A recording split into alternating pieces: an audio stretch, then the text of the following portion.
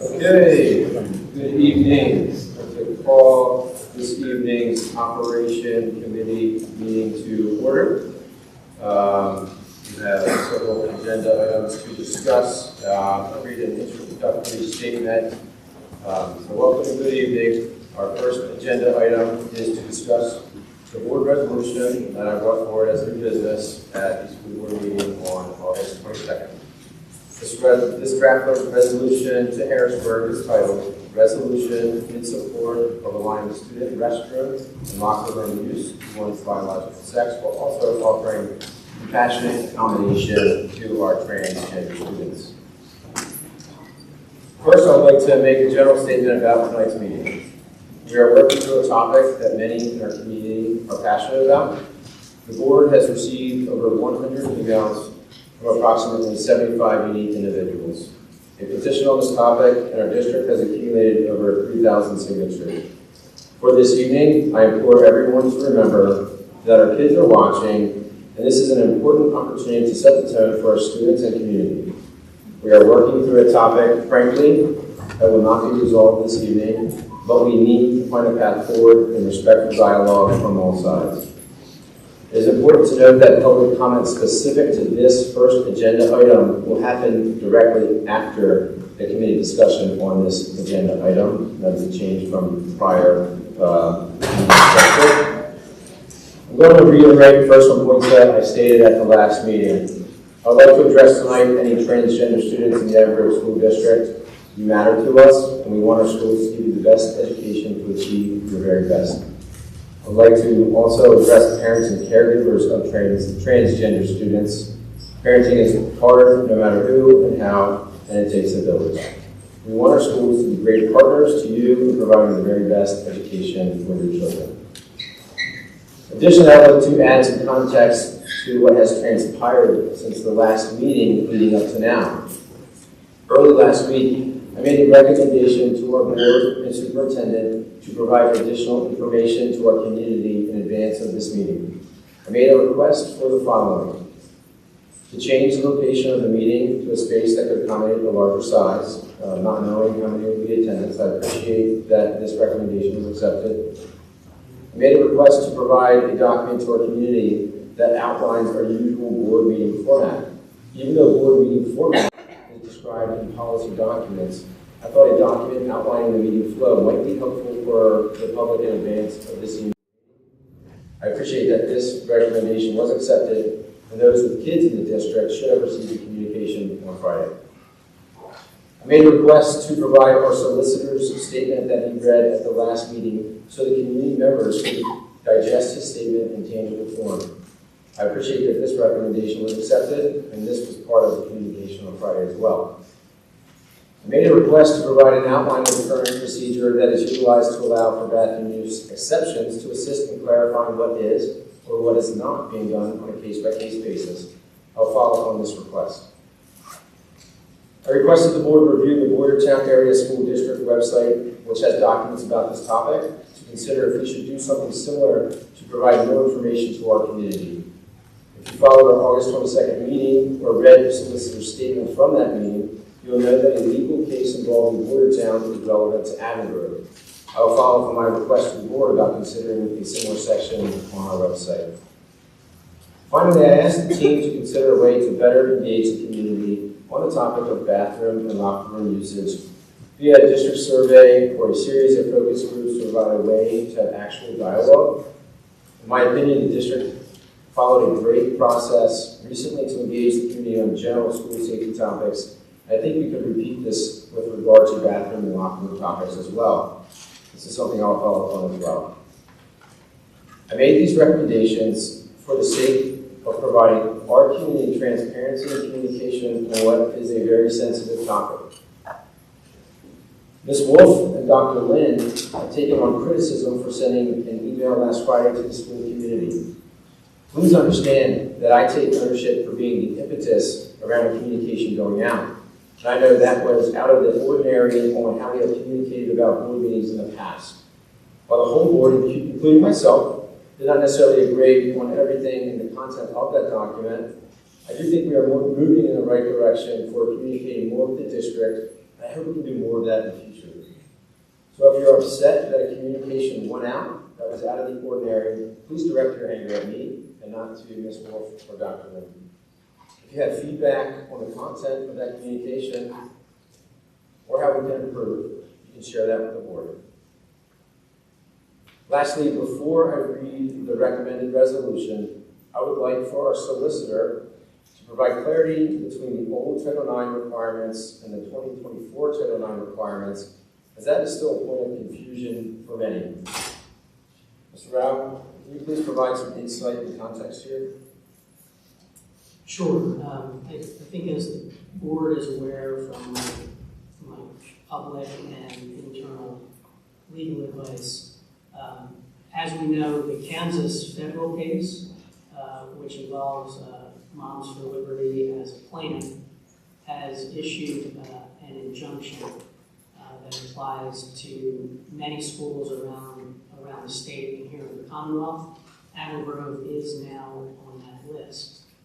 However, what that injunction specifically does is very important. And what the Kansas judge said in the order is that the injunction only stops the United States Department of Education from bringing enforcement actions against any school involving the 2024 brand new Title IX regulations. The judge also said that nothing in that order limits the ability of a school to comply with applicable state law as well. So the ongoing question, and it's not a simple one or an easy one, but I think it becomes relatively clear that the Kansas case involves the new 2024 regulations only, and only stops the Department of Education from enforcing it.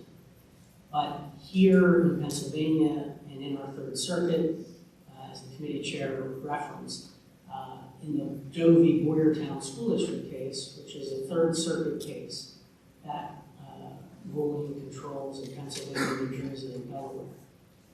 In 2018, the court looked at the Title IX statute itself, long before any of the current administrative regulations were changed or put in place. And in 2018, the Boyertown court said that there was a right of transgender students to use the bathroom aligning with gender identity.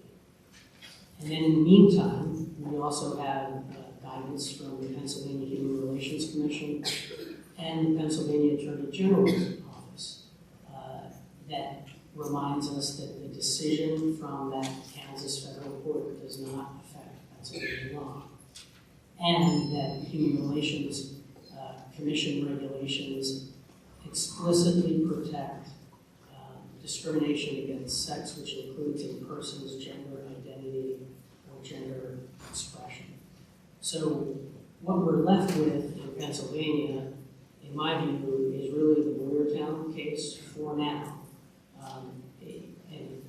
In the statement that is linked to the board website, you will see I have at least speculated, and some board members question whether a solicitor should ever speculate, and I understand that, but eventually these cases are now probably not through the circuits, not yet in the Third Circuit, and it would appear that they're heading to the U.S. Supreme Court at some point.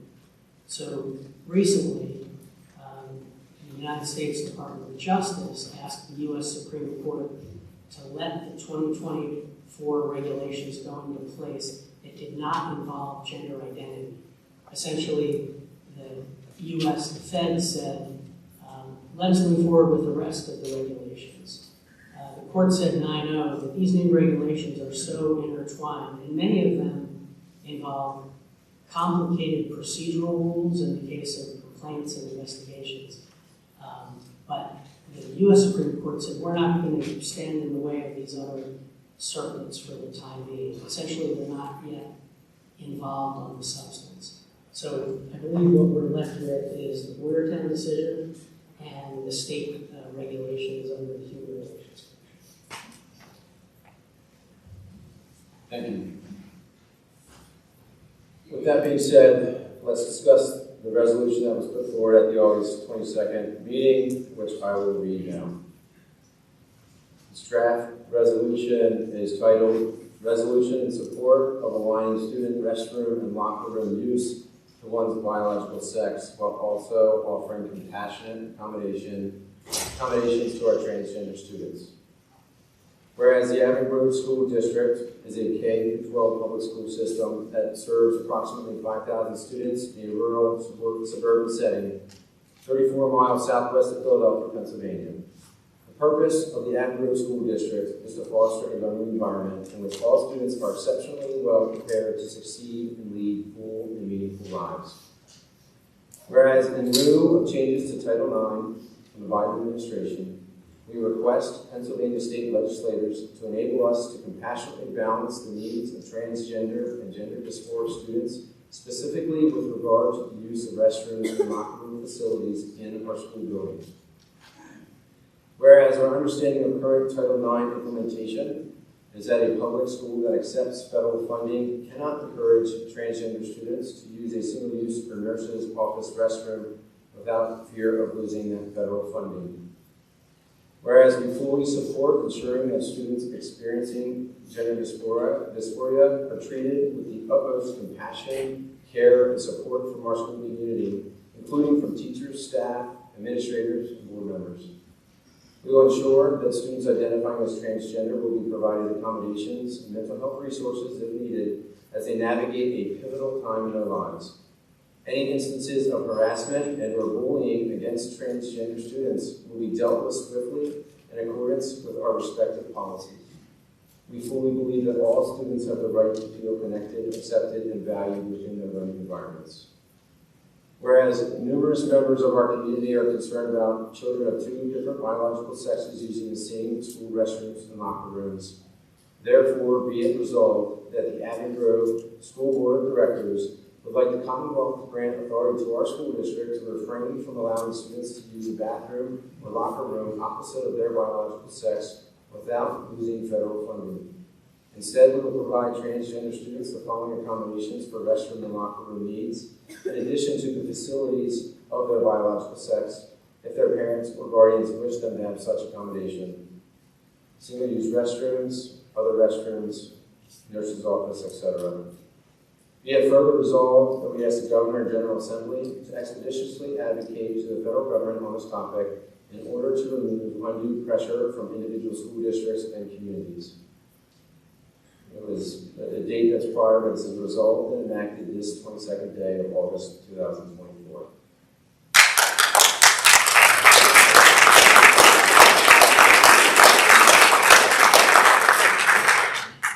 So now we'll move into Operations Committee discussion on this resolution. I would like to remind the public that the public comment section immediately following this agenda item is only on this topic, and that's where the public comment on this agenda item should occur. Public comment submitted after these two agenda items will not be accepted at the end of the meeting on this topic. So if you have public comment to submit on this specific topic, please do so now. With that being said, as chair of this committee, I'll turn the discussion over to my fellow board members on the Operations Committee. Whoever would like to go first. Sure, I can go first. Thank you very much, Mike. I appreciate your opening statement and everything you've done to try to, work through the environment that's happening in the community right now. But just to start off, I appreciate also the statement from Mr. Rao clarifying things. So, as far as I'm concerned, at this time, although I recognize that this is an issue of great interest in the community, the issue before us is not at all the question of vaccines. The issue that is on the table right now is the question of rule of law. As Mr. Rao has already said, we are controlled by the Third Circuit and Pennsylvania law. So as I look at this resolution, what it seems to be asking is for us to do, first of all, to appeal to Harrisburg to do something that they have no control over, which is federal funding. So our state legislators have no control of that. Secondly, it would seem that what we're asking them to do is to appeal to Washington to essentially ask them to let us break the law without consequences, i.e. removing that federal funding. So as far as I'm concerned, I follow the law because it's the law, not necessarily because of the consequences. I pay my taxes with civil responsibility, not because I'm afraid of IRS. So regardless of whether the consequences were removed, we still have controlling law. And that's doubly true, or exponentially true, as an elected official who is sworn an oath to uphold the Constitution. So to appeal to our legislators in Harrisburg, who have also sworn an oath to uphold the Constitution, again, essentially, as I'm reading this, ask us to break the existing case law is not something that I can support, especially, and I emphasize this, because doing so would seem to me to violate our principle of making sure that all students feel connected, accepted, and valued for who they are. So, for those reasons, I can't support this resolution.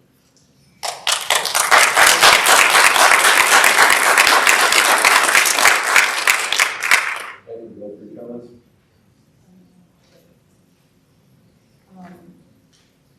Mike, thank you for your work, for your opening statement. I appreciate it. Can you hear me? No.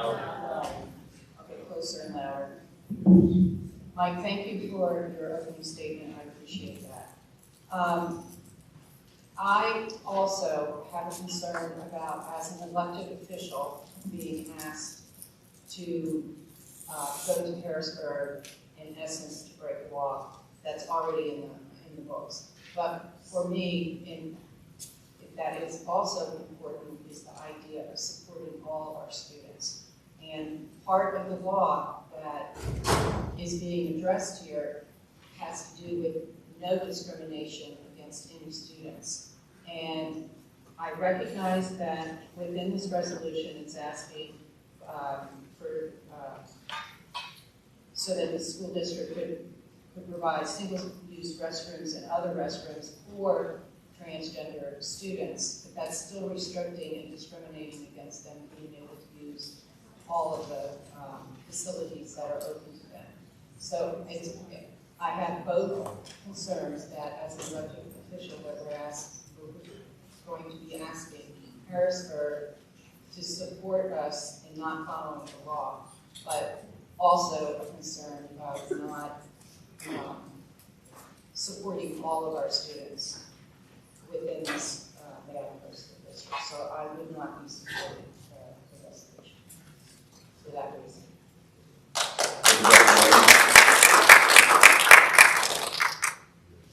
Mr. Wood? Thank you, Mike. I understand what Mr. Wood and Dr. Lynn saying, and thank you, Mike, for writing this draft. But there in return, I'm kind of looking at it from a different aspect. I want every student in this building to feel safe and secure. And by the emails that we have received from the public, I'm getting the feeling that that's not what's happening currently. And we've got to do something. I don't know what, but we've got to do something. I understand what you're saying, case law, but in the state of Pennsylvania, I've spoken with our state representative. And this Pennsylvania Human Relations is just a recommendation. It's not law. And that's coming from our state.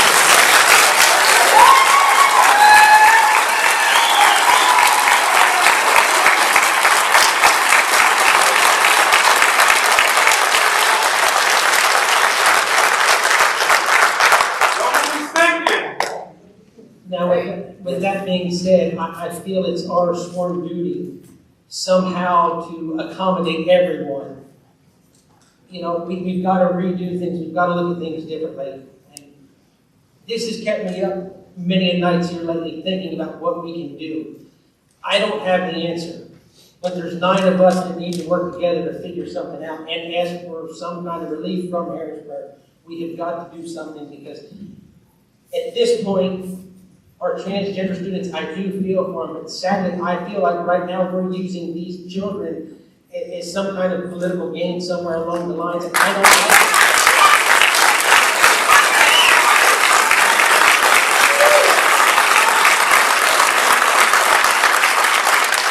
So with that being said, I would be inclined to figure out a way, and this is with all of us working together. I think some of the wording does need to be fixed in your draft, Mike, but I think we all need to work together and do this. And I would like some of the input from the public on both sides, the transgender students and their parents, and those that aren't there. I want everybody to feel comfortable. And I can tell in this room tonight, and some of the kids in school, it's not there. I have 2 girls in the high school, and I'm going to be honest with you, they don't feel comfortable with it.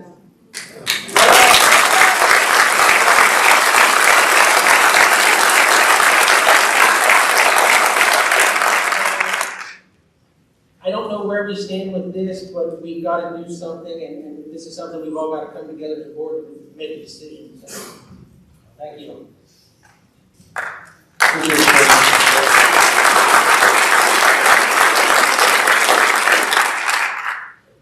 And this was intended to be a draft statement for discussion, to have discussion, because it is a topic of interest clearly. It's something that we need to get our hands around. So, really what we're asking for is advocacy here to Harrisburg. So, Mr. Wood or Dr. Linton, you sound like you support this draft. Is there anything that you would like to, how would you like to move? Would you like to move forward with 0 resolution at all? Or do you have to propose, do you not support a resolution going to Harrisburg at all? Or are you open to something going, just not this version of it? So I guess the question I'll ask you first is, and everybody else on the committee as well, we've heard from Mr. Rao. I appreciate what Mr. Worker said about speaking to Mr. Representative Lawrence about Pennsylvania statute. It still is a statute. But the Third Circuit is held based on what Mr. Rao just said, previous Title IX, and also, which you did not mention, but was in the ruling, based on the Equal Protection Clause of the 14th Amendment. So I don't need to give everybody a civics lesson, right? We have 3 branches of government, 4 branches of government. Legislators make laws, the executive interprets. If there's disagreement about interpretation, the courts weigh in, right? We see this everywhere. There have been, on the abortion issue, on all sorts of hot button issues, whether it's gun safety, whatever else. Courts weigh in. Sometimes there's different rulings from different courts, eventually it makes its way to the Supreme Court. But while that is happening, you don't see states or whatnot saying, we had a Supreme Court ruling put an injunction on our, for example, limiting abortion. So they put an injunction on it, we're going to go ahead and, tell people you can't follow the court injunction. No, it doesn't happen. We wait for the courts to play things out. So that's one. We are under that legal obligation. 2, again, I think Harrisburg, when you think about it, you're looking to get Title IX relief, right? Harrisburg has nothing to do with Title IX relief. But again, I will reemphasize, it's the rule of law. I don't feel we can pick and choose which rule of law we follow. We had a recent case a few years back where there was a cheerleader who had rather explicit posts about the coach and some other things. That made its way to the Supreme Court. They ruled that the First Amendment rights guaranteed she could do that. That was one case. I mean, people have argued that it's Boyertown case, only one school district. But similarly, in that districts can't turn around and say, like we had 2 years back, some racist comments. We can't say, well, if those offensive comments go against our policy of trying to be, inclusive, accepting, supportive. So we're going to write a policy that doesn't adhere to what the Supreme Court said. Right now, the Third Circuit is the highest court governing us. So I'm not sure how a resolution is going to change any of that. But I'm also going to reiterate, it also, to my mind, goes against making sure all those students feel connected, accepted, and valued for who they are. So I don't see a resolution right away to change the language on this.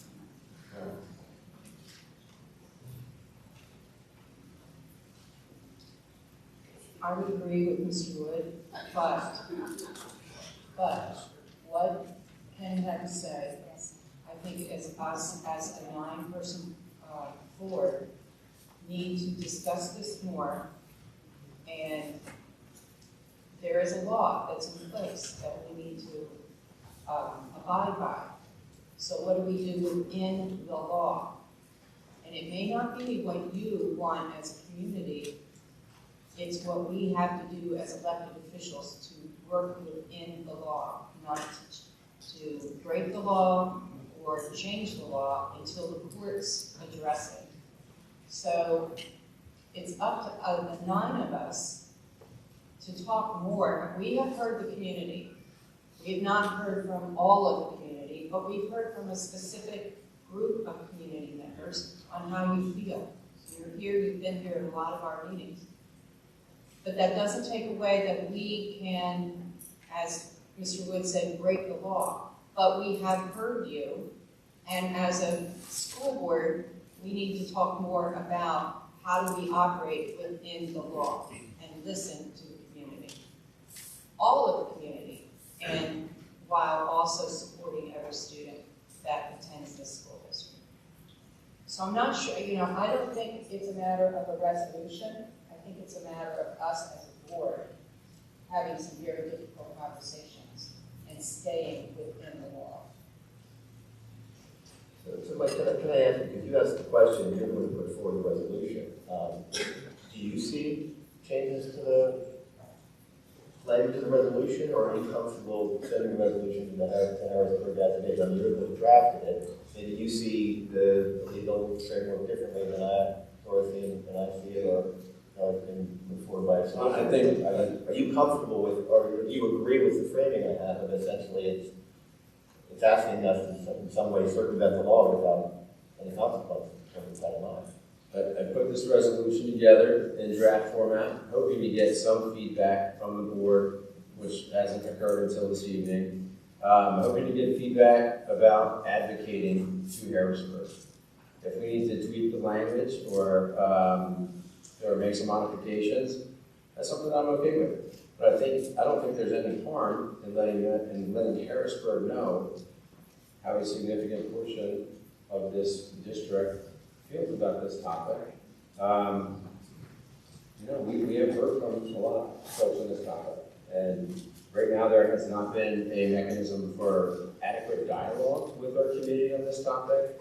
And maybe that's where we get back to, like Mr. North is potentially suggesting or affirming, some sort of focus group mechanism or survey or board discussion further about what we can do, what our options are. I'm sure there are a lot of options with what we can do, potentially with restrooms.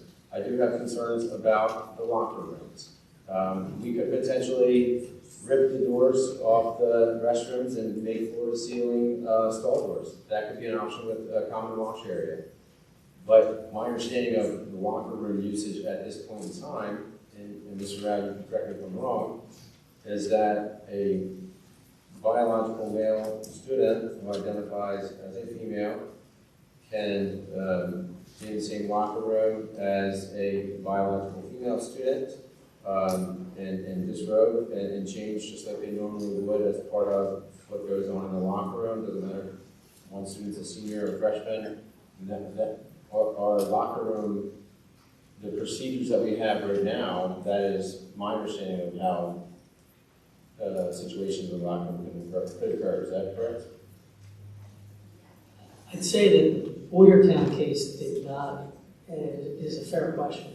The Boyertown case did not get into a granular discussion of the kind of privacy architectural setup that schools can consider.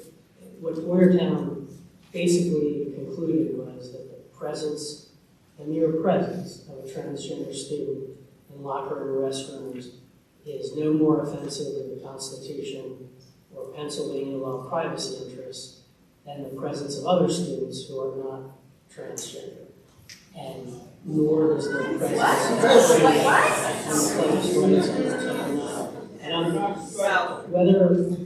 whether people feel good about that or not, That's a direct quote from the Third Circuit case. That's the controlling federal case.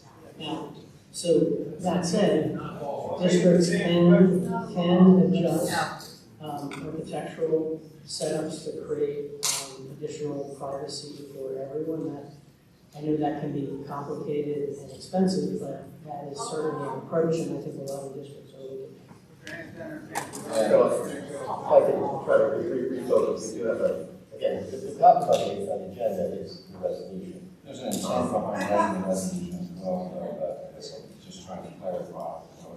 No, I understand that, but I'm again trying to bring back to, the resolution is asking Harrisburg to abrogate Title IX, which again, they cannot do. They can advocate on the matter, for sure. So you would be in favor of advocating to Harrisburg, to advocate to Washington, to essentially devastate the law. Or to essentially relay our Really? advocacy. Their advocacy is all over the place. Again, this was the first swing at taking a draft.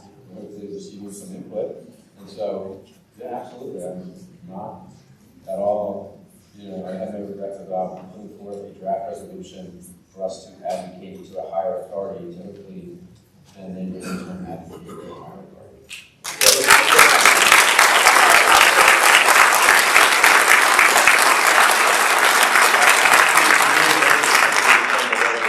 But again, this was for, to advocate on behalf of someone smooth in the district. Which I appreciate. I'm still trying, because the language of the resolution is very specific in what it's advocating for.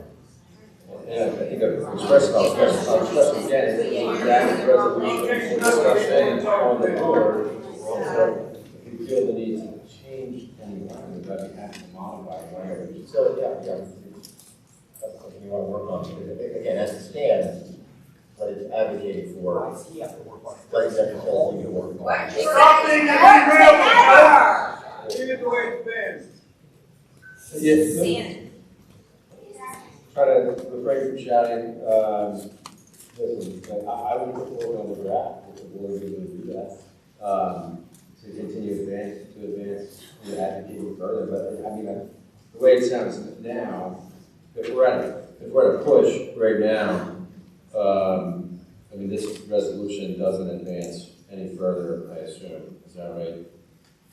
It's 2-2. Ultimately, it's up to the committee, but yeah, procedurally, I think a 2-2 vote results in the status quo, meaning no resolution goes forward. So, given that, I don't think we have support to advance this resolution further. I think you will, but everybody. Before the committee does anything. Yeah. Okay, fair enough. I also did want to, before we open up to public comment, just allow any other board members who aren't on this committee, and we've done that in the past, if they have any comment they would like to add, that's open to others to opine if they wish.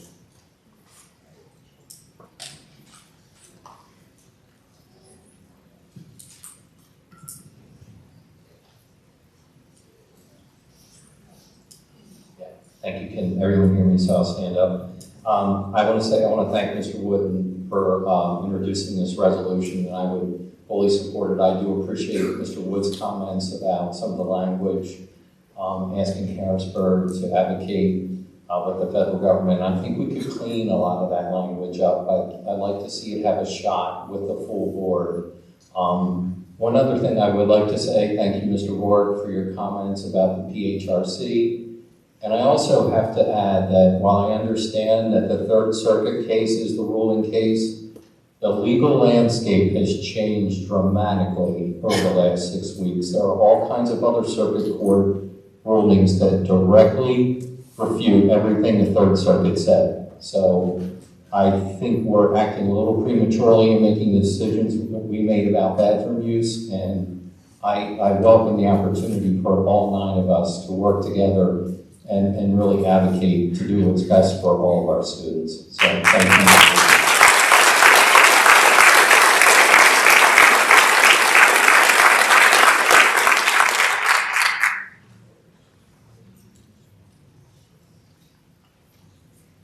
Okay, so with that being said, we'll go on to public comment, and then we'll wrap up the discussion on this item, whether or not it's worth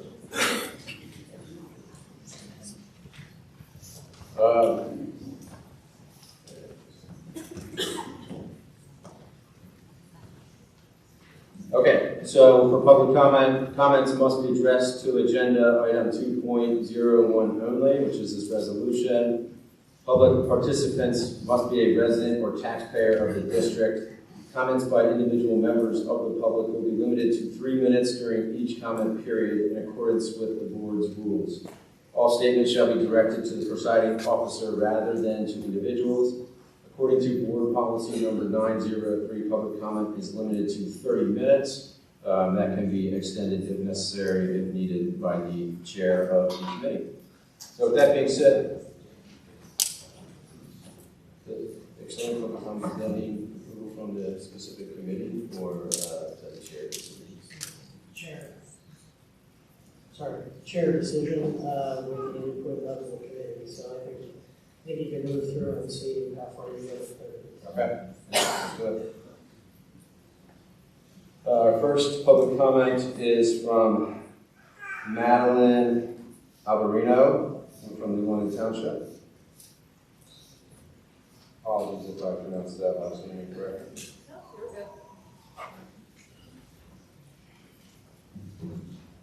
Hello. So, I heard that the bathroom situation resurfaced a little bit, and I'd like to point out a few things.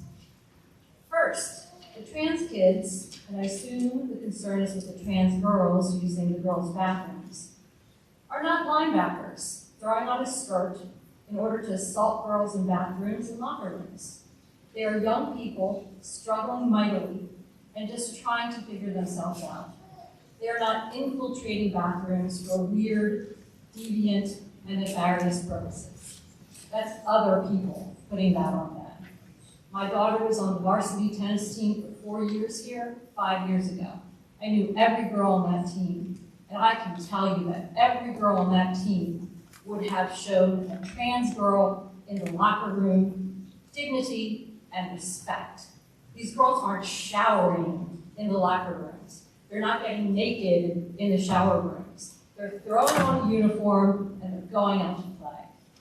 Second, if a new trans kid comes to our district, why would we want them to out themselves by forcing them to use the bathroom that no longer aligns with their gender?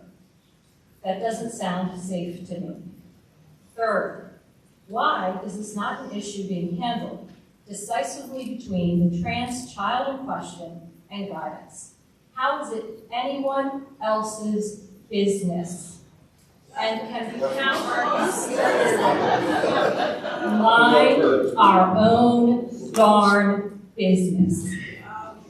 And can we count the number of trans kids in our district on more than one hand? It would make a heck of a lot more sense if the real threat of gun violence was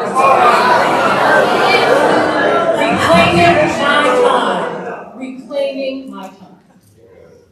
If the real threat of gun violence was what was bringing out. And finally, so many of the people making this an issue claim to be Christians. As I always say, 12 years of Catholic school not for nothing, but unless I'm somehow mistaken, the teachings of Christ were firmly centered on love, understanding, and empathy. I'm not seeing any of that here. Fear-mongering and intolerance, we've got that covered though. Thank you.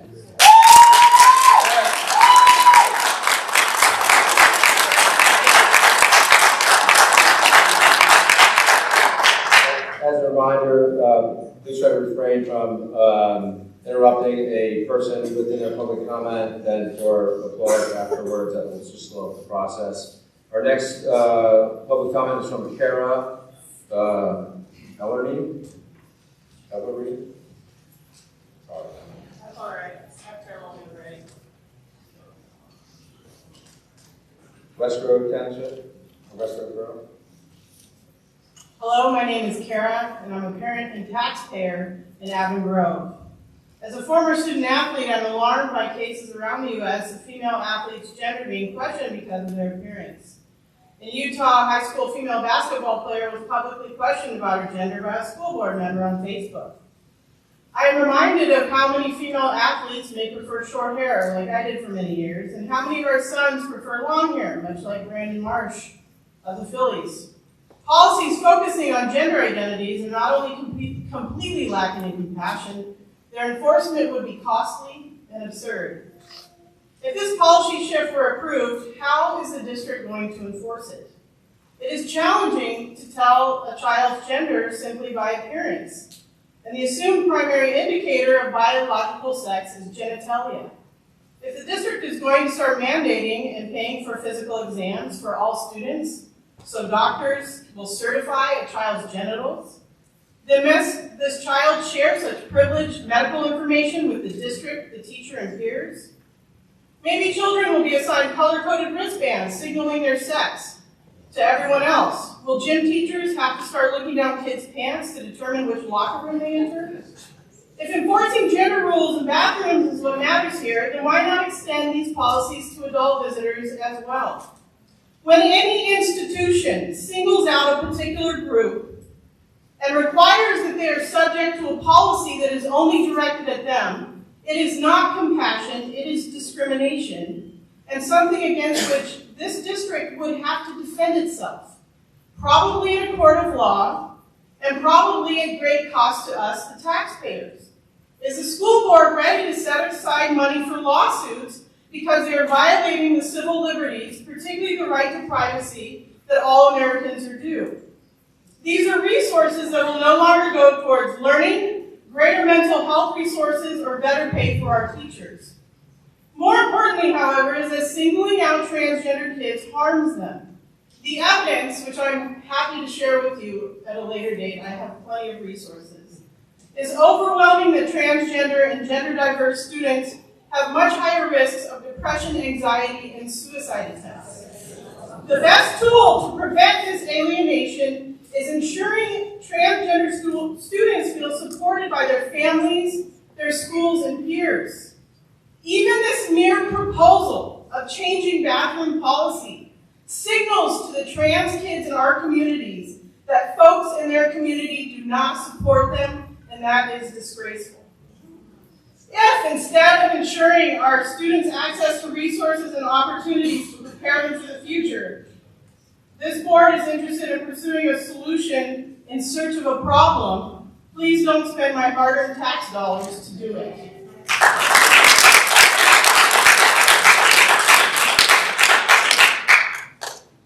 John Chambers with Lundy Road.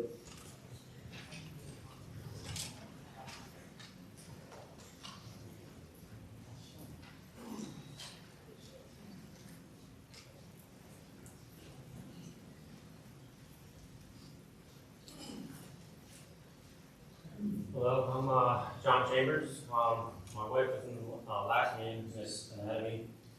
You know her. So my concerns with this whole ordeal, it's really simple with basic biology here. Some of you have touched on that. Problem is, I have a 10-year-old daughter. She's very athletic. I call her my little princess. She knows that she is that. The thought of a trans person using the restrooms, locker rooms, or whatever that could potentially harm her, that's what keeps me up at night. So, for her, for example, to be inappropriately touched, or even raped. I talked to a mom from the last meeting that was from Virginia. They moved up here, and they dealt with that issue. So I'm not just going to stand back and let that happen. Same goes for my son. We don't allow bullying in the house, and it will not be tolerated. So, I understand you guys have had a lot of persuasion on the choice we need to make. That has not been made evident tonight and other nights. The other problem is we have extracurricular activities, sporting events. What's going to happen to them? If we have full-grown adults that identify as whatever, using whatever bathroom, yet again, I have to worry about my 10-year-old and my 13-year-old son. So, I would ask you to please think about whatever's happening. Because if something happens to my kids, which is what I'm trying to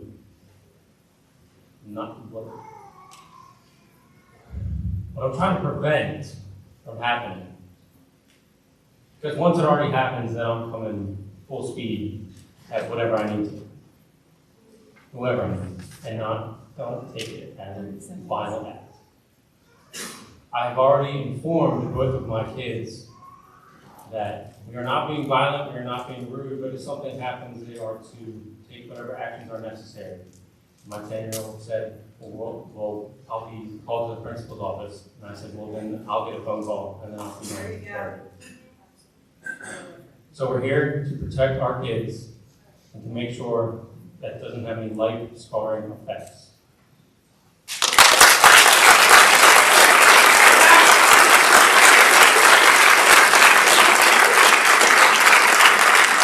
Susie Knightley from Running Grove Township.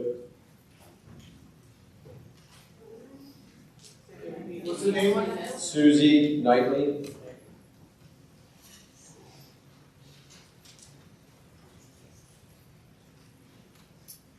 Hi, my daughter is in 11th grade in high school, and I'm not sure if the audience or the board knows, but there was a situation that happened on Friday at the high school involving a locker room. My daughter actually, and I'm going to start by saying this has nothing for me to do with religion, politics, sex. I don't care if it's boy versus girl for me and for my daughter. My daughter fell off the bus on Thursday, getting off the bus, sprained her ankle. So Friday she went to school. I asked her to check in with the nurse, find out what the accommodations were for her. I texted her first thing in the morning to make sure she was okay. She texted me back, and she had gym first period. She sat out in gym. She sprained her ankle. She texted me back quick and said she was fine, everything was good, the nurse made accommodations for her. And then followed up a couple minutes later with a text saying, oh, by the way, a guy came into the locker room this morning. So I stopped, asked her a million questions before I called the school. I asked her what happened, did she know who he was, what was going on. She said they lined up boys, girls. Boys were in the boys' changing room, girls were in the girls' changing room. She goes back in the locker room, her locker's all the way in the back. She turns around sitting there because she's not changing, and a boy was just standing there, just standing, watching. I don't know if he's gay, bi, trans, it doesn't matter, he's a boy. The sign out front says girls. He just stood there, watching, not saying a word, in street clothes, no gym clothes. The girls froze. The girls didn't know what to do. And this is my problem as a parent, because I didn't raise my daughter to sit there and not say anything. All these girls sat there and froze because of you, because of your decision.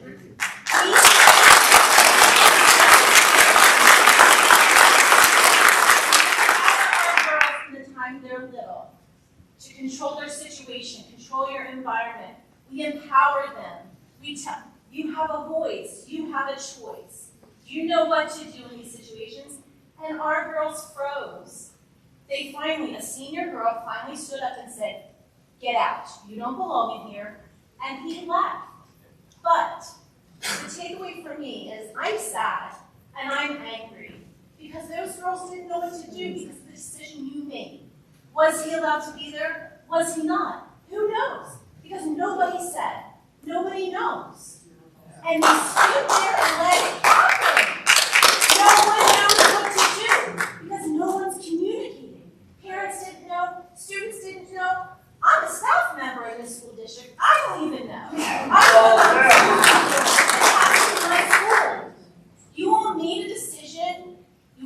opened a big fat can of worms, you let it out, and there's been no follow-up. No one knows what to do. And my poor daughter, thank God, she didn't change for gym on Friday, but other girls were.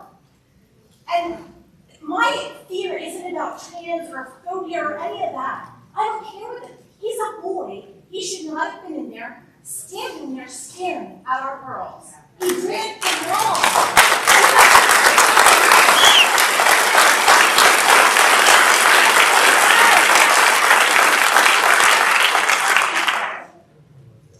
All I'm going to say is, please, you took away our daughters' voices and our choices. Please give them back. Please give them that power back and tell them that they matter and that you care about them.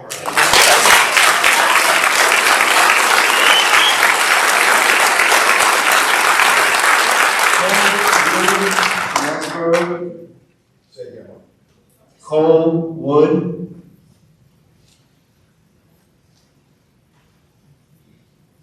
Hello everyone, my name is Cole. I'm an Avon Road alumni, class of 2015.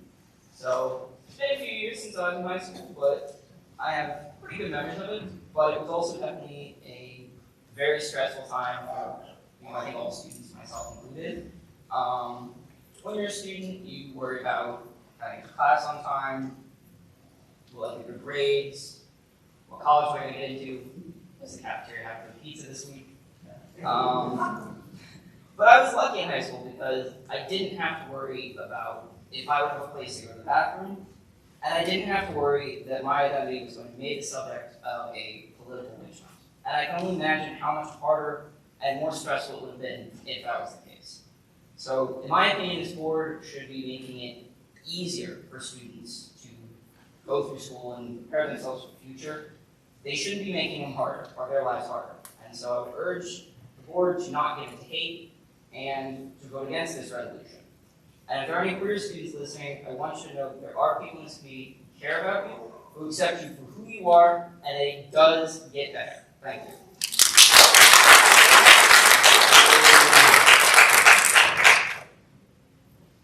Kitsun Norman.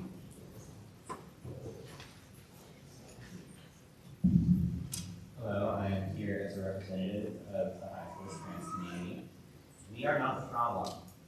We do not want to be made into a topic of political discussion. We simply want to exist. This policy is not only unfair and immoral, but also straight up illegal and is in violation of Title IX. Even if this board were to pass the policy, it would not make it past Harrisburg. I know that there are problems in our government, but I would at least like to have some trust in our politicians to be competent enough to follow the law. We are not the problem. As whoever was going to 2 sessions ago was saying, that trans girl in the locker room was not causing any problems. She was simply trying to do as she's supposed to, get changed for gym. There is not a problem. The bathrooms and locker rooms of our school are meant to be places of privacy where we can just perform simple functions without having to be interrupted by bureaucracy or other students or anything else that gets in the way. We are not the problem. We simply just want to exist in peace.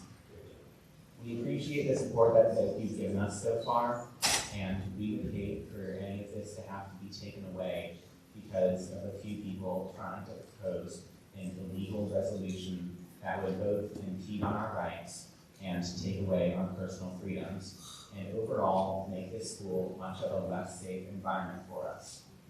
We are not the problem. We are just fellow students trying to just make it through these hard times.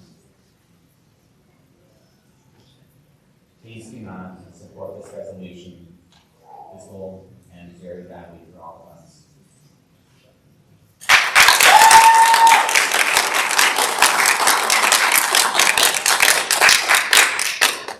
Melissa Norman with New London Township.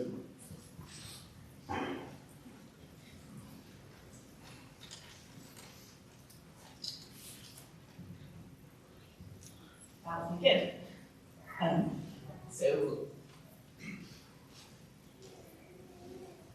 My child is the bravest person I know, and it is an absolute honor to be her mother. My husband came home one day in August and said, "Hon, I gotta tell you something, but you're gonna be really angry." And he was talking about having seen a petition in the pizza shop.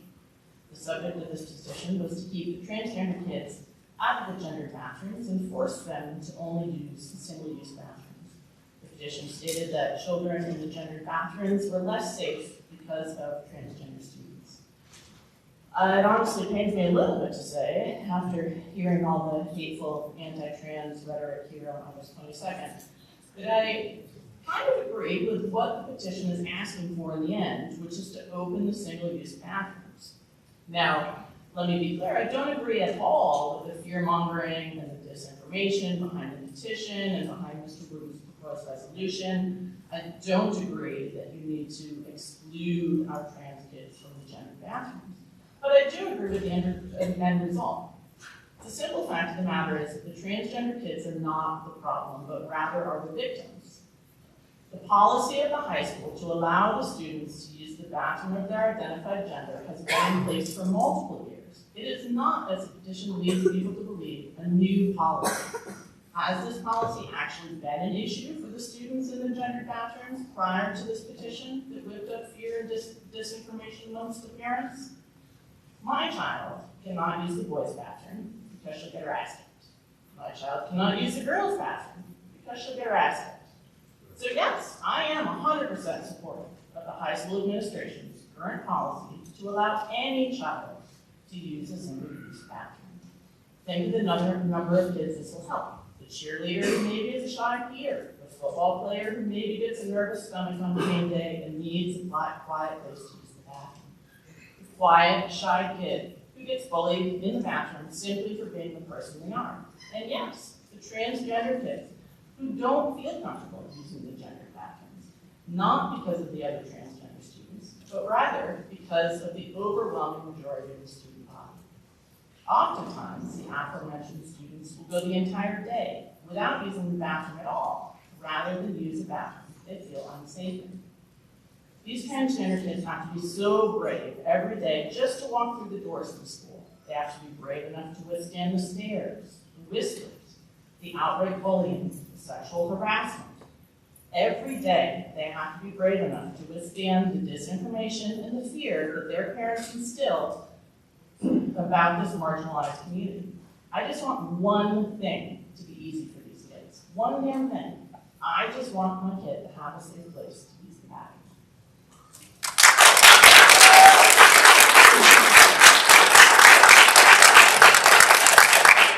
Alex Mustico, New London.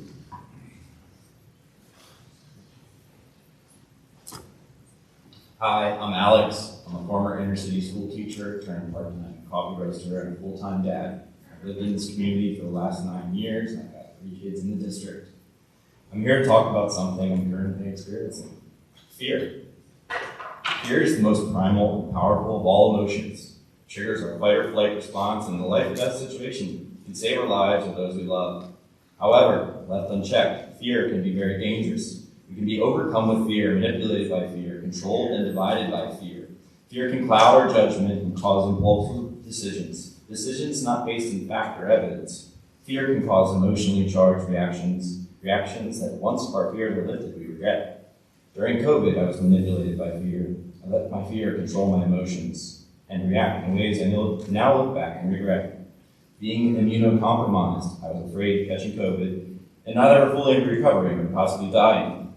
I was fearful my kids would bring COVID home from school, that I would catch it, potentially die, and my kids would be left without a father.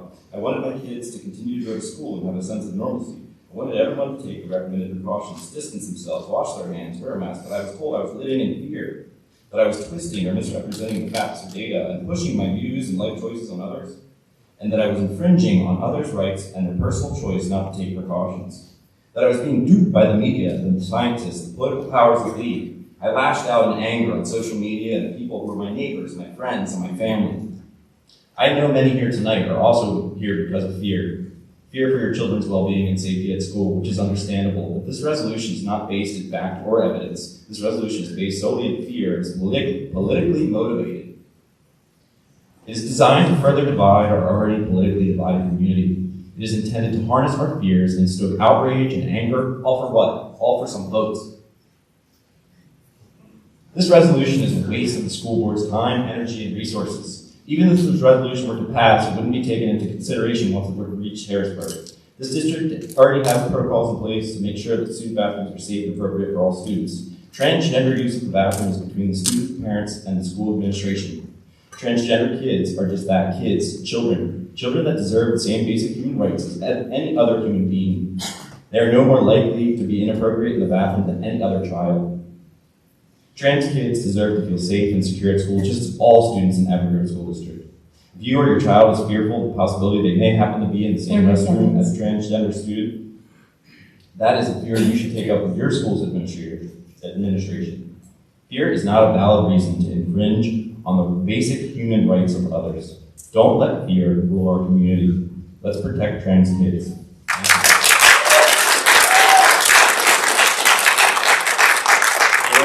Klein, London, Britain.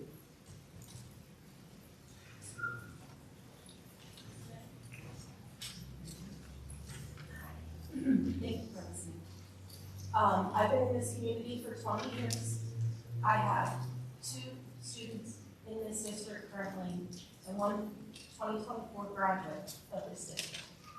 I have a child who is a member of the LGBTQ community, who loves members of the LGBTQ community. I beg this board to leave the politics in the courts, to leave this decision with the courts, to keep our policies in place. I know every parent here loves a transgender child and is doing their best. I recognize that everyone wants what's best for their child. Everyone who's going to speak. Our children are listening. Our transgender students are listening. And they hear you. Please lead with love. Please lead with inclusion. Thank you.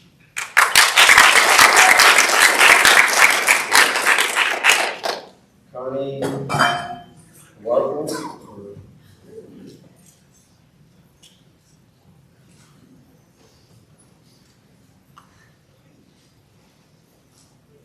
Penn Township. My name is Connie Warple. I am first and foremost a Christian. I believe that God created female and male.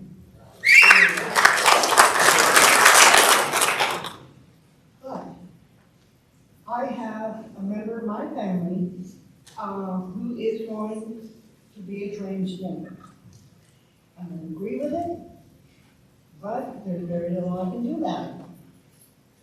Number one, I think we need to protect the rights of our regular students as well as transgender. I think we should have bathrooms available for these kids and transgenders to use, or a regular student can use them. It should be open to all students. I do believe when I was growing up, we had to change and shower in our locker rooms, and it was hard enough just doing it in front of girls. I mean, I was like very skinny at that time, and it was embarrassing. I can't imagine a transgender girl who has a penis standing there in front of all these girls. He does not belong in that room. If you have male genitalia, you belong in the male room. If you are female genitalia, you belong in the girls' room. Yes.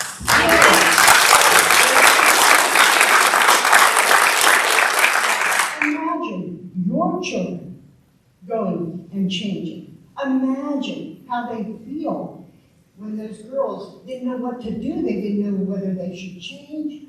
They just stood there. What would you do in this situation? I don't hold any animosity towards LPG, QRST, whatever.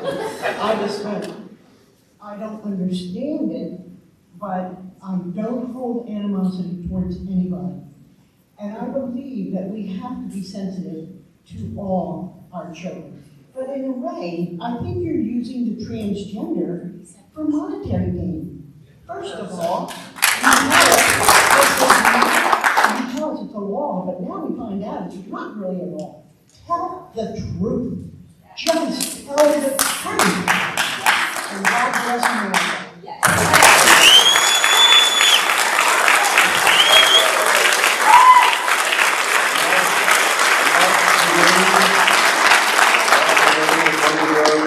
Township. Martha Lane.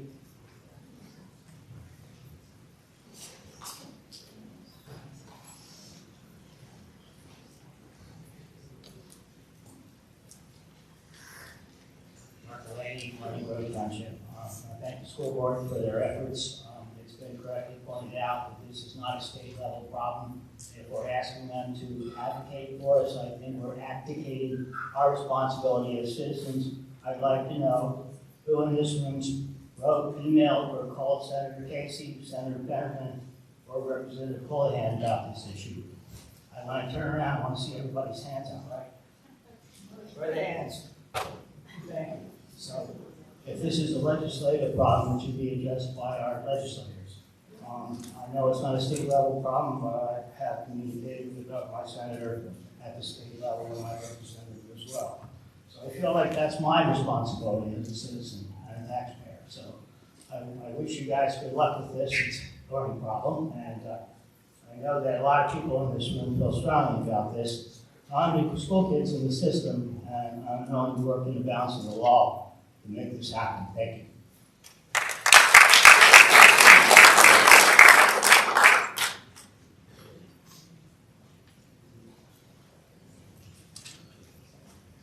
Dave Bergstrom, West Grove Borough. And for the chair, I believe that we've hit 30 minutes, so the committee would have a decision to make after this speaker whether we're going to continue with public comment or move on to the agenda.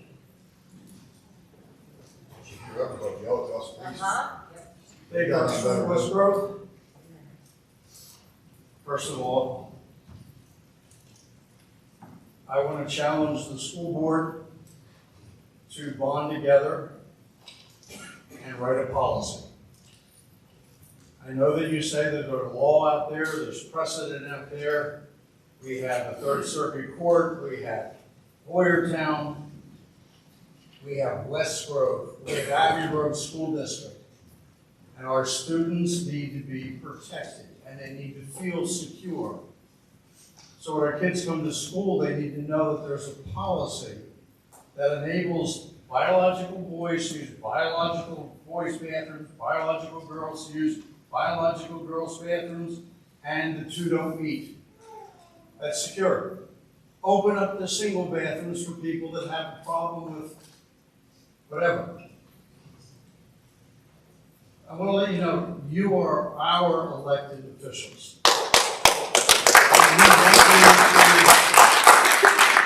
Be our elected officials, but we're asking you to do what we, the community, want more than anything, and that is to provide a secure environment for all of our children, whether or not they're transgender or straight or whatever.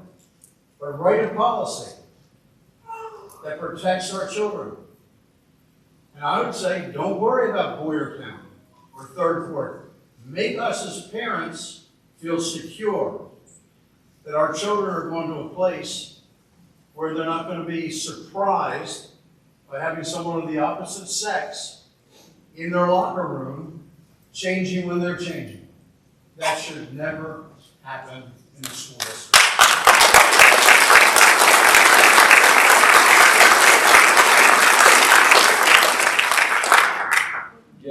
that we are at time for public comment, I'd like to have a discussion with my fellow committee members on extending that time to allow more of our committee members to provide comment. Open up the discussion on this committee for comment. I'll go first. I'm looking at Mike here with a larger stack than we have already been through. I do appreciate that there was an awful lot of community interest in this, and I appreciate the public comment is one, and in my opinion, not the most effective way to engage with your elected officials. I've had personal conversations with many people. My phone number, as well as the phone number of every board member up here, as well as personal email is available. I've offered to meet with many others. They've not yet taken me up on it. I think any of our elected officials, any of my fellow school board members would be happy to continue those conversations where we can actually have a dialogue. This is a one-way because of how public comment works. You can't go to Harrisburg at any committee, raise your hand and ask questions, or to Washington. This is no different. We have a full agenda here as well as another committee meeting tonight. And given that it looks like there's at least another 45 minutes to an hour worth of public comment there, we made a difficult decision during COVID to be able to limit it to the 30 minutes so we could get the business of the district done. So, There's no bigger business than this. You work for us. Take a vote. I would not be in favor of giving them a Oh, stop.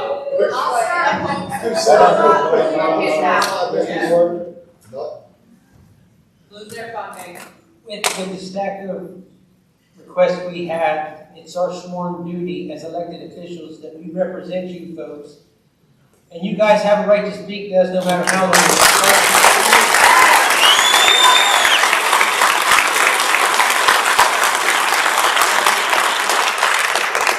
The stack we got, I'm willing to sit here. It does take all night.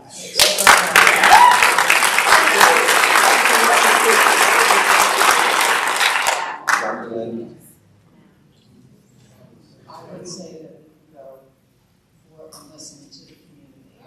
I ask for respectful responses to whoever comes up and speaks.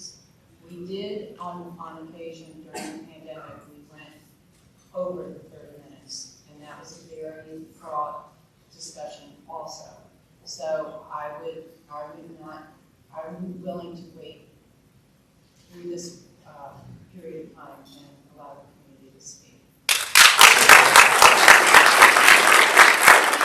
be aware of the 3 minutes so that we can try to make this, and possibly one of the things we can do because of the distance of walking.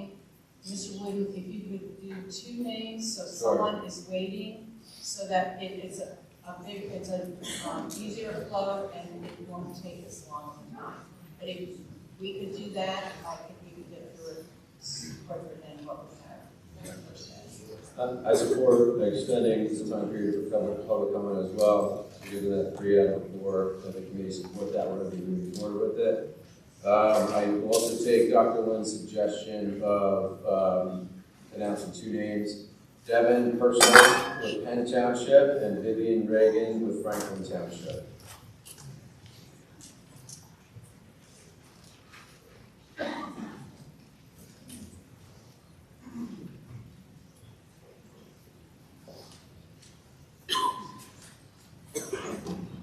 Thank you, Mr. Chairman. My name is Devin Purcell, and I'm a senior at the high school, and I lead our congressional district for the Pennsylvania High School Republicans. I'm here today to raise the concerns of the silent majority of the student body who believe it is not only wrong, but unsafe to allow biological males into the women's locker rooms and bathrooms, and vice versa. Not only is it perverse to allow someone with male genitalia into a space for women, it opens up these women to sexual harassment or assault. Most feel deeply uncomfortable and vulnerable with the thought of having to share these sex-segregated spaces with the opposite sex, and they have the right to feel that way. It's disturbing, repulsive, and may be traumatic for some people, especially those who have previously been the victims of sexual violence. The bottom line is that girls in this district should not be subjected to the sight of biological men when changing, and I hope that all of you think of these girls, your daughters, your nieces, and your sisters, even your grandchildren, when you decide on this. Thank you. I yield my time.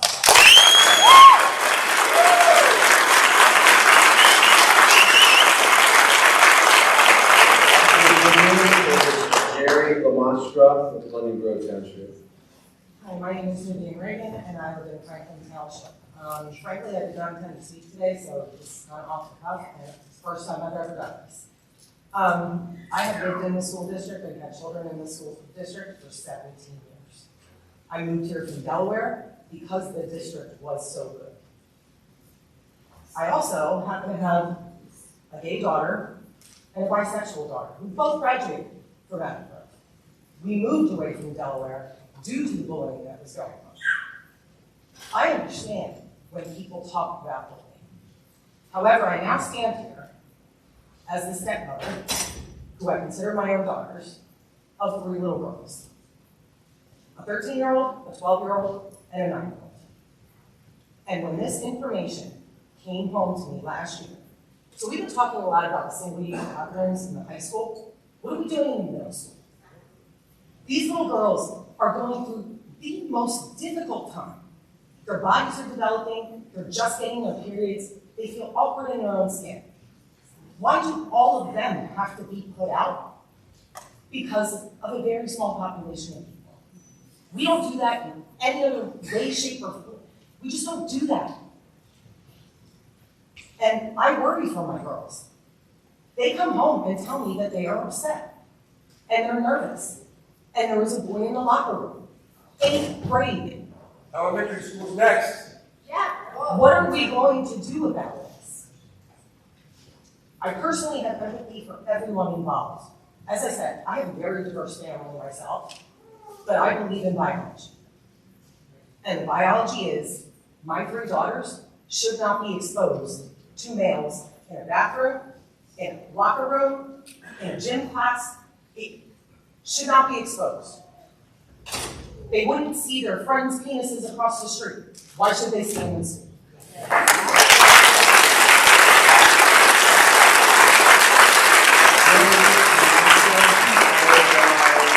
Missy Bruce with London Township. Hello, my name is Jerry Lamastra, and I have a few things. One, I was very concerned when Mike mentioned that ever since he brought up his resolution on August 22nd, as I understand it, that not one of the board members had come to him. Is that correct? Because that's not good. That is not good at all. It's been over almost 3 weeks now. Number 2, Mike's resolution or a version thereof supporting his resolution will show the students, the parents, the taxpayers that this board wants to do something to fix this problem. So I absolutely support, let's the board work together to get something done that's going to fix this problem. And number 3, basically that which I see in the actions and the positions of this school board and the administration, especially in regard to locking down the single-use bathrooms for those with special needs, including gender dysphoria or dysphoric children, is appalling. Yeah. I have empathy for everybody. I really do. Yeah. There's people with issues, and I feel for them. But this board and the administration, through their actions or inactions, are encouraging gender dysphoria and other potentially harmful childhood conditions. We lock down available single-use bathrooms and then allow biological boys to use biological girls' bathrooms, which has the capacity to create very harmful and dangerous environments for our school kids. This school board and administration decisions are satisfying the wants, not the needs, but the wants of a very few at the expense and danger, potential danger, to the vast majority of the school children for whom you have the responsibility and for whom you are, or for whom are in your care. It's time the school board and administration stop these, I 30 consider, seconds. harmful actions and open up the single-use bathrooms in our schools. You need to fix the problem, and you can do it now. Thank you very much.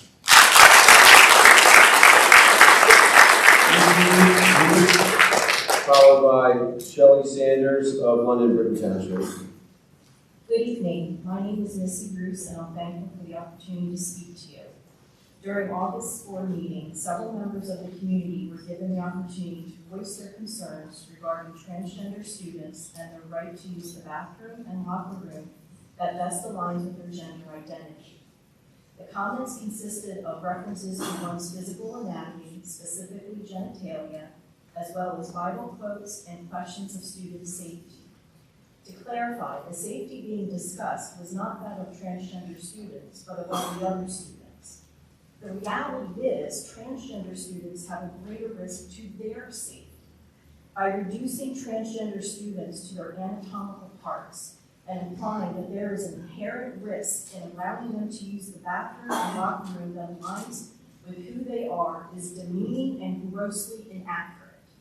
It insinuates that there is something predatory about them, which is unequivocally not the case. Solicitor Rao made it clear that there is an established administrative process involving requests to switch bathrooms and locker rooms that involves parents and guardians. This isn't a haphazard process, and the decision of transgender students and their families to approach administration isn't made on a whim. What's more, the Avon Grove School District is following the law. There are so many misconceptions about someone who is transgender, and although this isn't the time nor the place to have this discussion, please consider that being transgender is only one aspect of who someone is. They have the same heart and soul as they always have, the same likes and dislikes, the same sense of humor, the same dreams and goals. They're beloved by their families and friends. Speaking of friends, I don't think kids today are given enough credit. Both millennials and Gen Z are quite accepting of others, and that shouldn't be overlooked or underestimated. Thank you. Thank you, Brian, following Shelley Sanders. This is a tough issue. It really is. And I'm here to advocate for the safety and privacy of all students.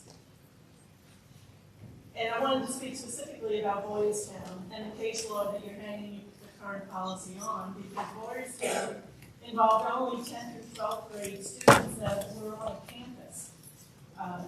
Avon Grove is implementing this district-wide. Boystown made single-use restrooms and locker rooms proactively available to students, which is part of the reason why in the case there was no harm proven by the folks that brought the case forward.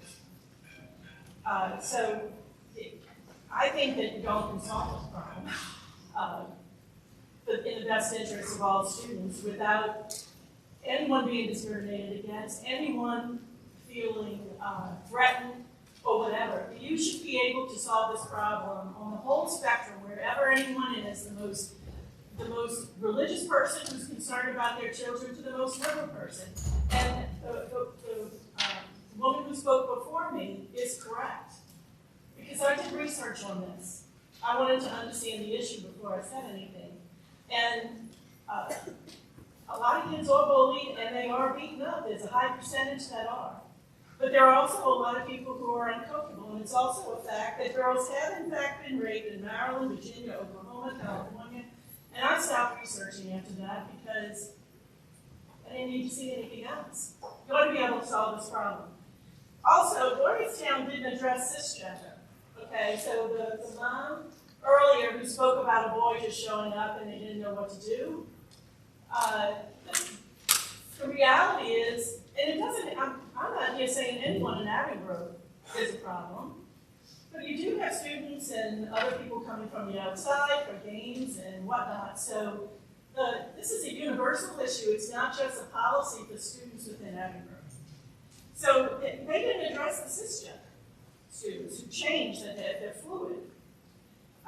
It is also a fact, since you spoke about the law and the case law and not wanting to break the law, Pennsylvania does have indecent exposure law. And I think someone spoke previously that it isn't inconceivable that an 18-year-old with opposite sex genitalia could expose themselves to the opposite sex, thereby breaking that law. So, so in summary, I'm just going to ask you to do your jobs. I'm not against a Harrisburg resolution, but honestly, you should be able to solve this without Harrisburg's intervention, and that's what we elected you to do. Yeah.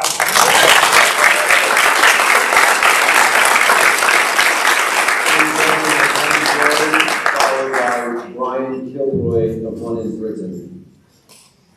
Schools are institutions of education. I see a woman in the crowd tonight wearing a t-shirt that says, "We do not co-parent with the government." Well, many, if not most parents believe it takes family, not a village, to raise a child. Must we remind government officials of some simple principles like freedom? This is a war on women. You are taking away our dignity, our identity, and our opportunities. This is about the girls breaking out in this school.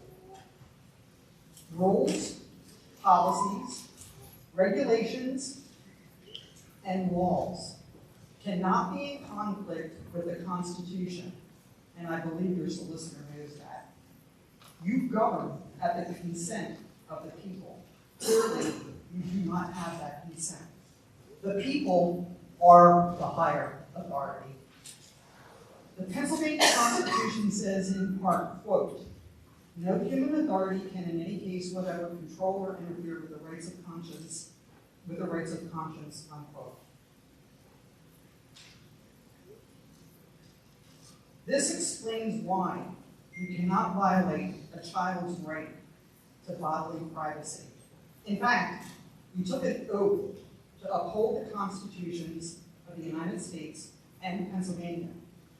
And since you are legally obligated to be faithful to our constitutions, I suggest you read it, study it, understand it, because you swore an oath. One board member did provide a reminder that the administration works for the board. It's equally important for the board to remember you work for the people.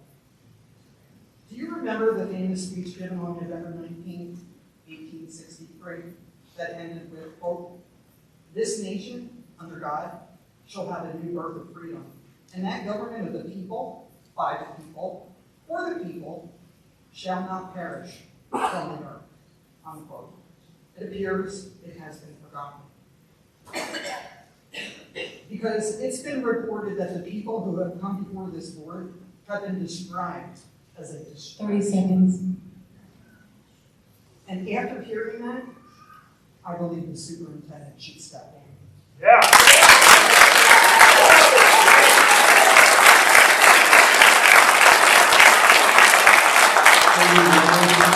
Everyone Township is after Mr. Kilroy. Thank you. Brian Kilroy, London Bridge Township. I don't come here tonight to condemn the board. I come here tonight to share truth and wisdom. These are not my words. I just want to read something to you very quickly. Does not wisdom call out? Does not understanding raise her voice? At the highest point along the way where the paths meet, she takes her stand. Beside the gate leading into the city, at the entrance, she cries aloud, "To you, O people, I call out. I raise my voice to all mankind. You who are simple, gain prudence. You who are foolish, set your hearts on it. Listen, for I have trustworthy things to say. My open lips speak only that which is right. My mouth speaks what is true. My lips detest wickedness. All the words of my mouth are just. None of them is crooked or perverse. To the discerning, all of them are right. They are upright to those who have found knowledge. Choose my instruction instead of silver, knowledge rather than gold. For wisdom is more precious than rubies, and nothing you desire can compare with her. That's from the book of Proverbs, chapter 8. That's King Solomon speaking. And, for a long time, the world pretty much universally agreed that he was the wisest man in all of human history. He's also the wealthiest man. Still today, by today's standards, King Solomon has more wealth, had more wealth than Elon Musk, Mark Zuckerberg, Jeff Bezos, anybody you can think of. He's wise. Those words were given to him by the Lord.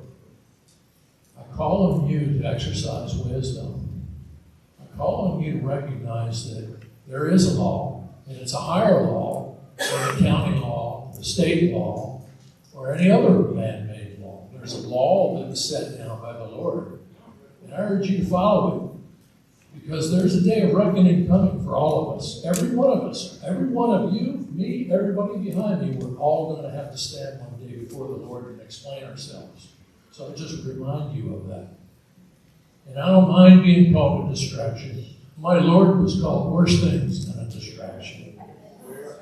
Okay? And I do call for you to step down, sir, because you're wrong. The way you've led this disgrace here is wrong. That's all I have.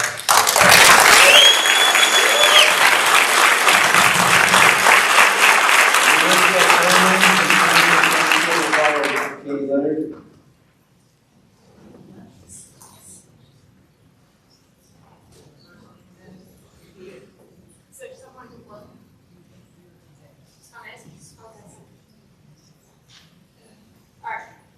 So I'm Katie Leonard. This meeting just confounds me. This board has zero authority to change the current rules. The rules are based upon federal case and state laws that legally outline to this board. The draft itself states as much. For Avon Grove to receive federal funding, then we need to provide transgender students access to bathrooms, and not just single use or the nurse's office. That is the law. What the proposal is requesting is an exemption by the state government to apply the law. I'm confused because the specific portion of the law at hand is intended to provide protections to marginalized populations. I would think allowing an exemption would go against the reason that the law was created. This board did not create the rules and has no power to change the rules. And if it unilaterally did so, it would open the district up to hundreds of thousands, if not millions of dollars in lawsuits. So why are the West Grove message board creating such a buzz about this known pertinent law? There is one reason that I'm concerned: the political aspirations of a board member and the use of fear to rouse interest and garner votes. This is politicizing children, and it is disgusting. I ask the board to refuse to politicize children and to recognize what is being done and why. When I sat on your board for a few weeks last year, the only issue I recall getting multiple emails about was possible rainbow flags in some classrooms. This was a big concern for a few people. A few teachers showing compassion and wanting to let marginalized students know that they were seen and welcomed. The same people worried about flags are the people that are stoking the fires today. This needs to stop. These are children, and we aren't even talking about educating them. We are talking about where they pee. In the spring, our community didn't show up. All these people that are showing up did not show up in the same numbers when you offered an opportunity to talk about safety in schools. They just didn't show up. I know I went to go on an AGR, and there were about, if there were 20 of us, I think I'm overestimating. Sorry, I hate talking. We are more worried about stopping a trans student from peeing where they are comfortable than whether our children are safe from violence. And that is insanity. If we pretend to have the authority to change the policy, which we know we don't, how would it be enforced? Children are in and out of bathrooms all day. Who goes into any given bathroom isn't closely monitored. Are we looking to add paid bathroom monitors to check birth gender records into our budget? That seems like an irresponsible use of public funds. The idea that our girls will suddenly be harmed by one or two trans students makes no sense. If these students, much like any other cisgender male or female, are predators, then a small plastic sign outside the bathroom is not really the protection that you guys want to believe it is. A small but loud pocket of our community is targeting children. They're politicizing them to rile basic support, and it is ridiculous and it needs to stop. This pocket does not reflect all of Avon. So please focus on our children's education and the teachers we are fortunate enough to have. Thank you for your time.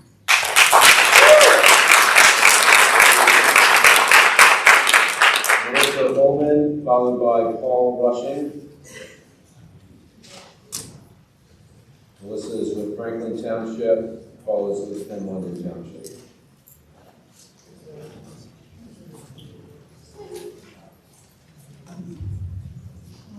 Sorry, I did not prepare to speak at all, because I was doing the same things and everything else has been doing, just kind of taking some notes. First of all, I just want to let you know, I'm Melissa Bowman. I have a child that's in Avon High School as a junior, and we've been dealing with this issue pretty much since freshman year. And there's been a lot of resolutions that have worked out so far. She is employees of the nurse's office to go to the bathroom, which has worked out fine. The biggest problem about that is there's one nurse's bathroom in the entire school with thousands of children. So the class time that gets missed is really an issue. The other thing I have to point out is I think there's a huge difference between elementary, middle, and high school. They shouldn't be all lumped together. I've been a teacher since 2001, and I've taught pretty much every grade that there is. And there's a big difference when you're discussing elementary, middle, and high school children. So I'm not sure if that's something that is being discussed, but I don't think there should be a blanket policy for the entire district, from preschool kids all the way up through seniors in high school. The other thing, that you said there's 9 committee members that are representing this group and this topic discussed. I just wanted to know all 9 people are able to look at this objectively from both sides. Do they have family members that are affected by this? Do you guys have a few on one side and a few on the other side? I'm not saying either one is right or wrong. I just know that there needs to be clear boundaries and guidance for all the kids to feel safe. And I know that all of them don't. The kids in the transgender community, I know, are very hesitant to point out anything about their gender, and I know that they do experience a lot of things where they are asked specifically to, I know my daughter has been asked by several kids to show body parts right in the middle of class by other children. So this is not something that I think should be a focus when it's distracting from just another learn. You want to get through it and have them graduate and move on to the next step. So I don't know. Like I said, I wasn't really prepared to speak, but I just thought I was putting like a comment card in or something. So anyway, I just want you all, I've been on a lot of boards and I know how hard it is. I just hope that everyone is able to see both sides and have an honest and civil conversation.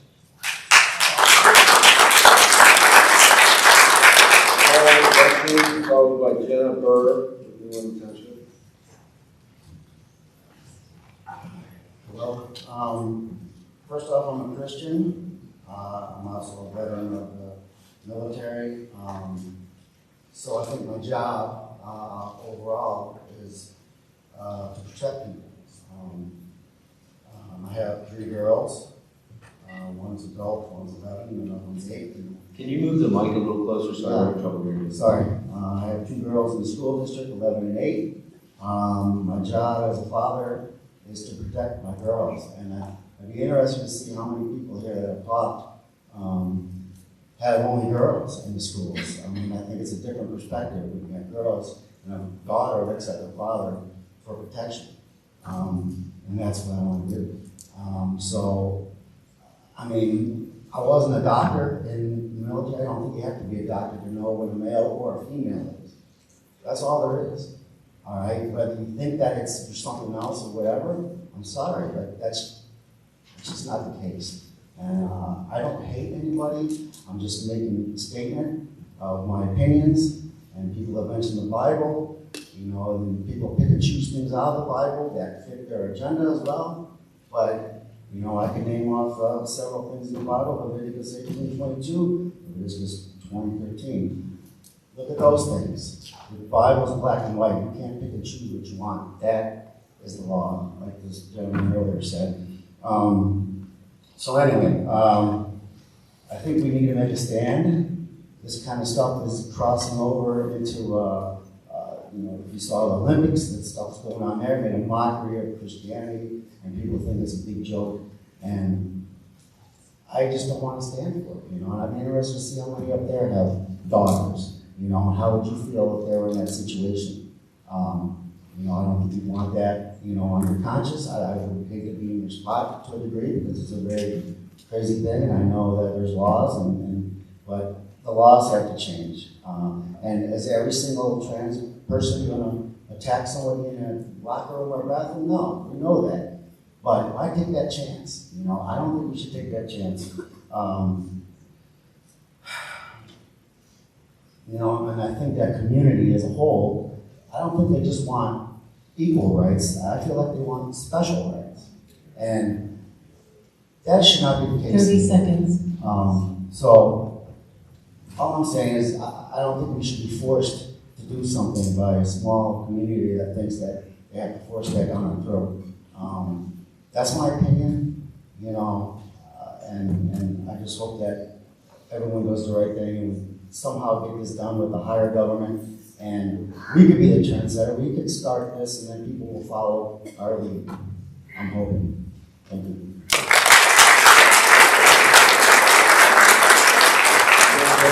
Followed by Sam Shiraki, Westbrook. Jennifer, I just wanted to start with saying that there are people that I love very much in this world that are transgender. And I understand that we can tell from this room, we don't all agree on this matter. But we need to work together. The criteria that must be met is to keep every student safe. And if you're telling me that one parent can sign off on their kid that may be a biological male being in a bathroom with my biological daughter, then you're making myself and my daughter less important.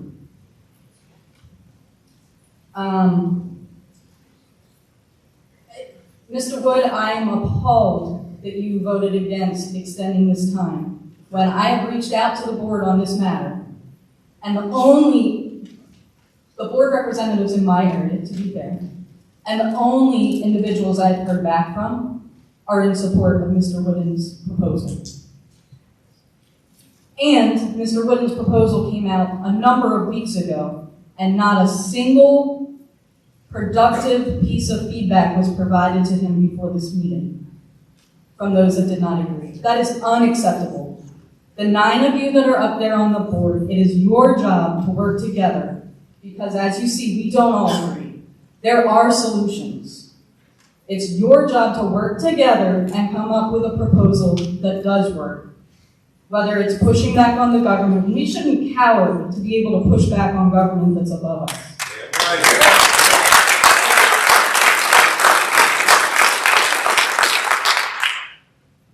I was a woman athlete through college. I used the bathrooms routinely through high school and college to shower so that I could go to my next activity and not smell like hockey gloves, to be honest. The fact that I heard someone earlier say that kids don't shower, why not? Because they don't feel safe? Because they should. In my time, I don't feel like I'm that old, but I feel like that was standard practice. And if it's not, it makes me question whether these kids feel safe today to take the hygiene that they need to be taking. Additionally, someone just said about how Elementary is very different than high school. I completely agree.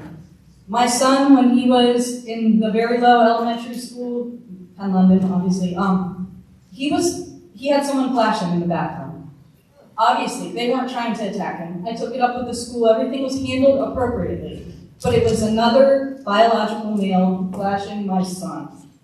He didn't know what he was doing. They're too young to understand what they're doing and what was right and wrong, especially when there's learning disabilities and other things that are affecting their behavior. So I just ask you, I put it on the 9 of you, that it's up to you to come up with a solution that will work. Thank you.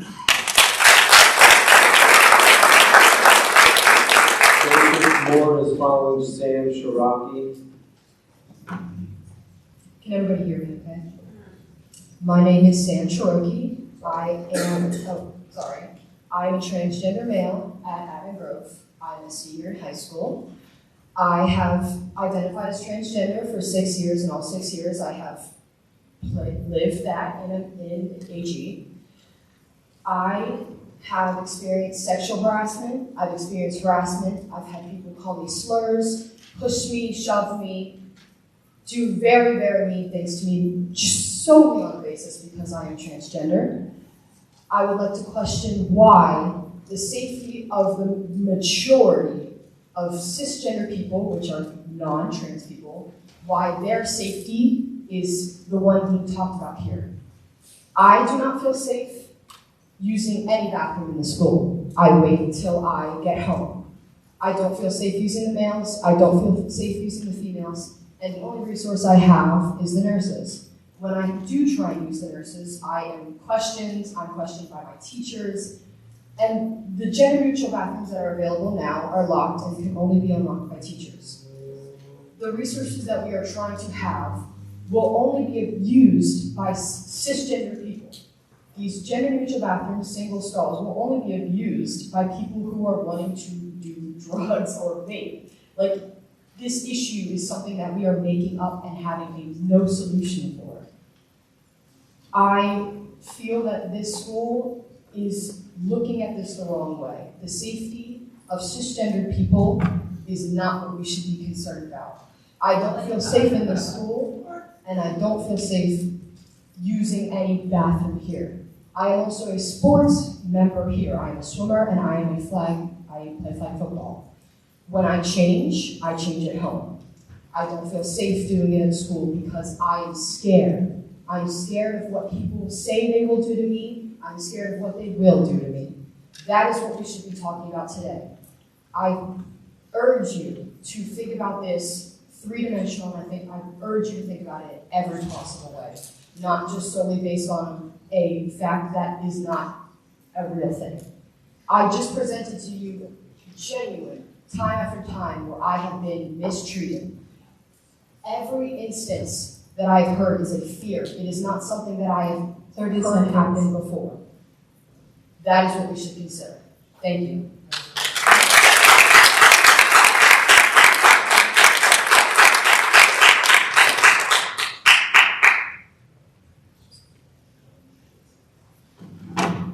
Hello, everyone. I would like to start by saying that I do not have a prepared statement, and so I apologize if anything I say is not 100% accurate, but I am representing as best as I can what I'm here to say. I take it, I'm very proud of the fact that I'm friends with a lot of girls in the high school. I'm also I go to Avon Grove High School, so I listen to them and how they've talked about this subject. I would also like to say that there is an incident that happened yesterday, which I believe pertains to this subject. Yesterday, someone very close to me was in a bathroom, and a male student walked in and put his hands on the top of the stall and looked over the stall into the stall of someone very close to me. Now, I would like to ask the community, do we think that this is acceptable? No. No. Do we think that that student who has done that should be reprimanded? Absolutely. Okay, now here's the thing. That student was me. I was in the male's bathroom, and the person who looked over the stall was also another male. We are both using the bathrooms assigned to us by the school. This is not an isolated incident. It happens very often, and you all know this if you know high schoolers. None of you care about this issue now. Out of respect for policy, please address the board. I will keep addressing the board. Thank you. So, the issue is none of these parents care about that. Okay? Let him speak, please. I don't feel safe using the male bathrooms. I was assigned male at birth. The thing is, the gender-neutral bathrooms that are provided are not accessible. They have to be unlocked by a teacher, and that is not very accessible at all.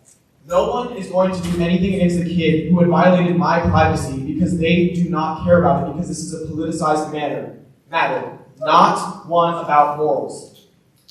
Also, I've had someone come around my house about this issue. Despite the misinformation that is being spreading, this is not something that has been documented across America. There is no evidence that proves that transgender people are predatory. And when you imply that they are over other students, that is discrimination. How are you going to sit here in the year 2024 and not understand that straight is not the only sexuality out there? How are you protecting male students from being assaulted or harassed by other male students? How are you protecting female students from being assaulted or harassed by other female students? If someone is going to assault someone in a school, it is not the plastic sign with a dress on it outside the door that is stopping them from going into that bathroom.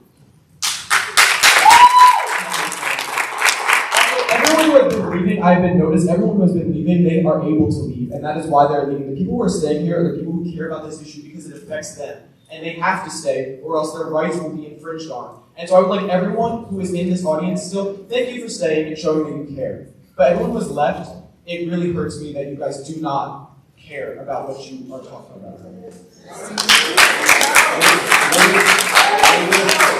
Ambassador from London Grove, followed by Catherine Winter of Penn Township.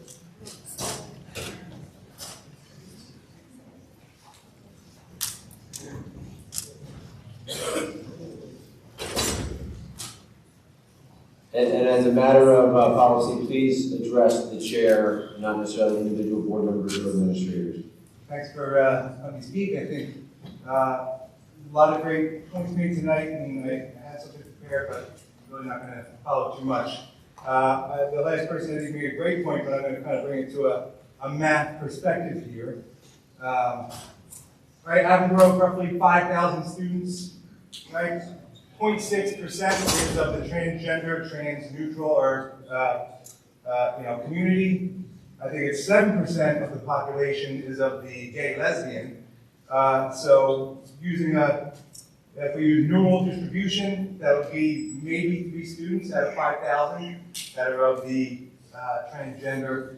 And if we use a normal distribution for gay lesbian, 35. And as the last person just mentioned, we keep saying safety, we keep saying concern and harm. Well, your students or your children are more likely to be sharing a bathroom with a lesbian than they are transgender. So, but I don't hear anybody talking about that. So that leads me to believe that it's not really an issue of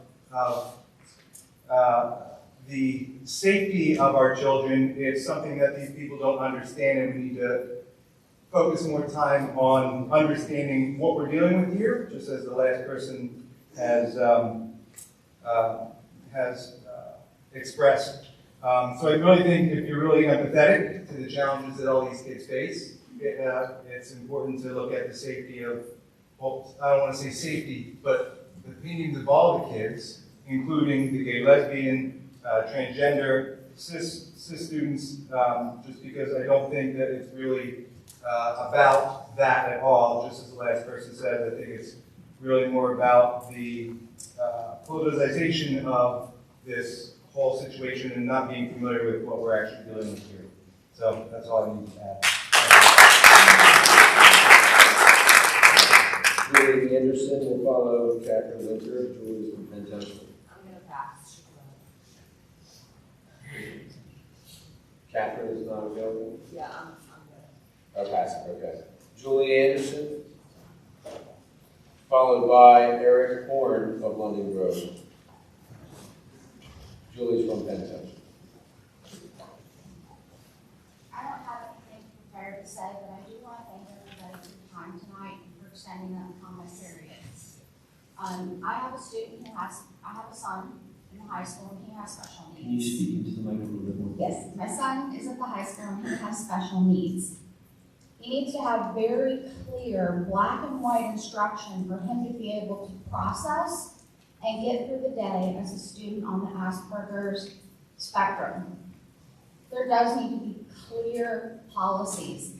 I fear the day that somebody calls me and says, my son, who identifies as straight, is in the girls' bathroom because he sees other boys going in the girls' bathroom. So please ensure that you have a black and white, straightforward policy. And I also want to encourage the school. I was there 3 weeks ago in the nurse's office. Students were lining up, ladies were lining up to utilize the nurse's bathroom because there weren't even enough bathrooms right now for the girls to use. So please consider the growth in our school district. And if you need to provide new bathrooms, which I encourage that you provide additional bathrooms, if students have to go to the nurse's office because there was 20 girls waiting to use the bathroom when I walked out that door, please ensure that those bathrooms are accessible, and I support the idea of having more open, accessible, single-use bathrooms.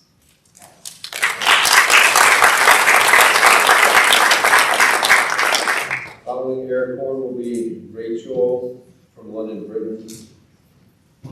Board, thank you for extending this time as it's a very important topic. I came in with 2 speeches, one angry and pissed off, a second one that's more subtle and respectful. I don't believe in reading my first one and get anywhere, especially Mr. Wood here.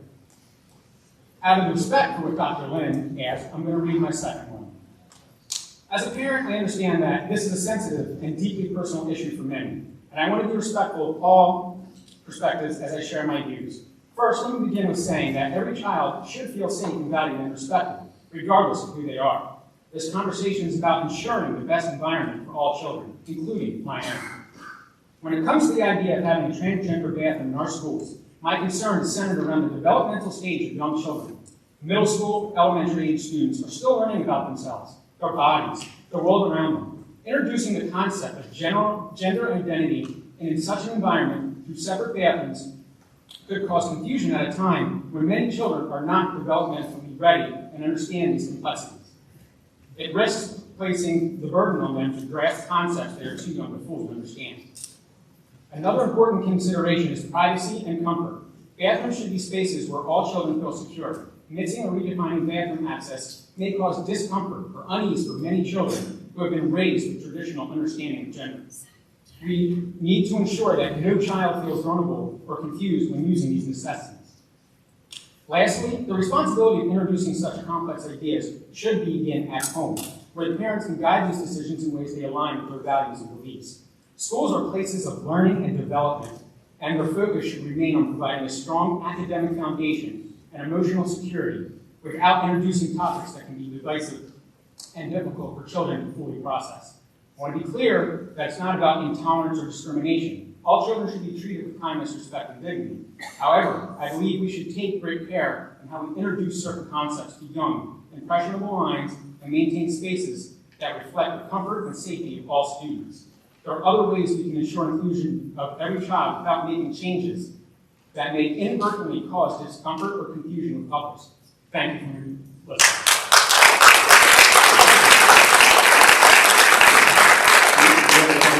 From Rachel of London, Britain Township. We don't have a last name, so if you do come up, you have to provide your last name. Is Rachel here? Next up is Elena Wesley of West Grove Township, followed by Matt Kowalski of West Grove.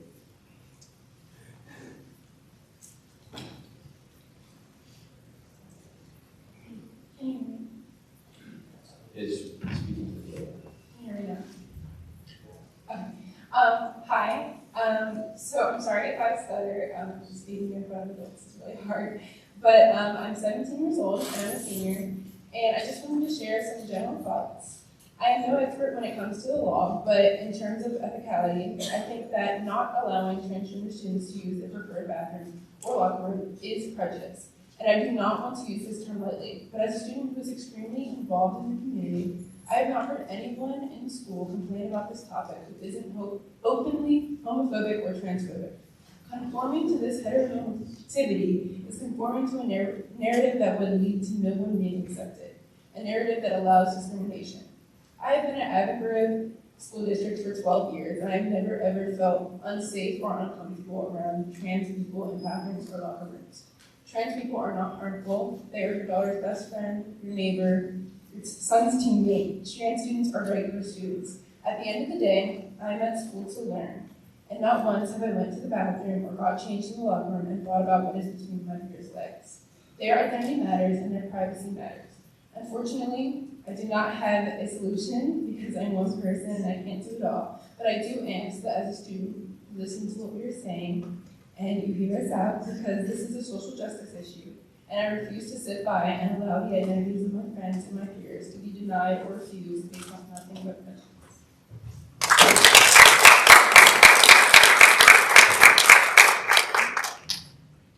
Jose Robinson will follow Matt Kowalski. My name is Matt Kowalski.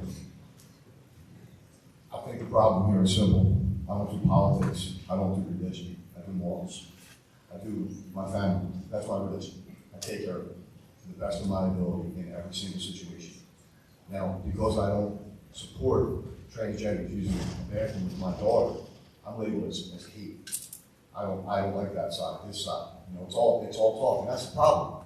Unwillingness to work together to figure out the solution. You shot it down immediately. I'm sorry, I can't talk right to you. Nobody wants to work together to figure it out. There's a ticking time bomb in this town right now. Everybody's divided. What are you going to do to figure it out? The ball's in your court. To not respond to that name for the better part of 3 weeks on an issue that takes such precedence in this town, has so many people so revved up and so charged, it's ridiculous. There's no excuse. None. There's nothing you can say to us that would ever justify not having a conversation with that name to figure it out, whatever way it goes. We're making no progress towards a very extreme situation that requires a resolution. So you got two choices. Do your job or go home. You're voted officials. You work for us. That government you're so afraid of, we pay their salary too. Grow some. Make a move.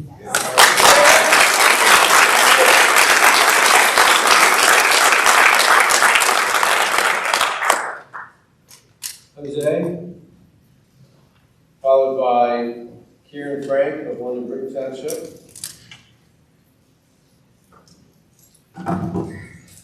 So my name is Jose Robinson. I'm in the London Grove Township. So I'm here today to educate our audience behind me as well as the people at home. I'm also here to point out to you that the laws and rights of the majority of students in this district are being broken. Despite all the emotional concerns both sides have, this board stands behind Title IX because of federal funding.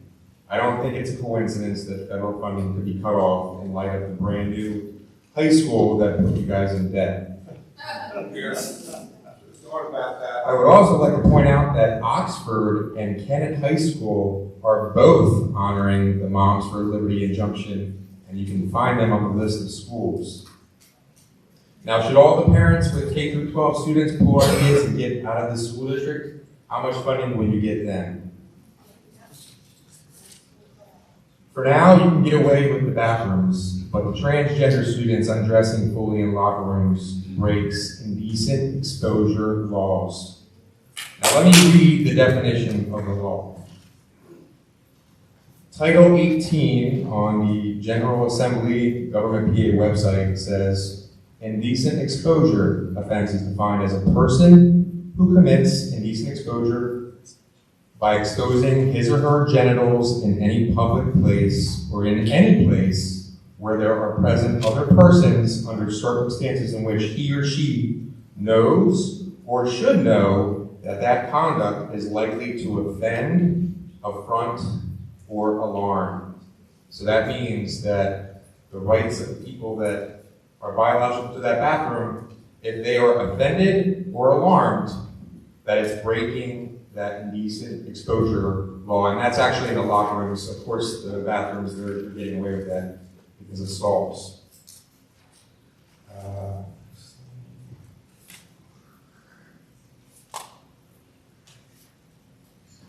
One last thing I want to say, of course, the school board does make final rulings based on majority votes, like our democracy does. So I suggest you allow each taxpayer in this school district to vote on this topic and honor the majority vote like the democracy in this country is supposed to be. So we're a republic. After November 5th, you're going to see a lot more pissed off taxpayers showing up to these meetings, taking a closer look at the job you're doing, and when your seat comes up for re-election. Thanks.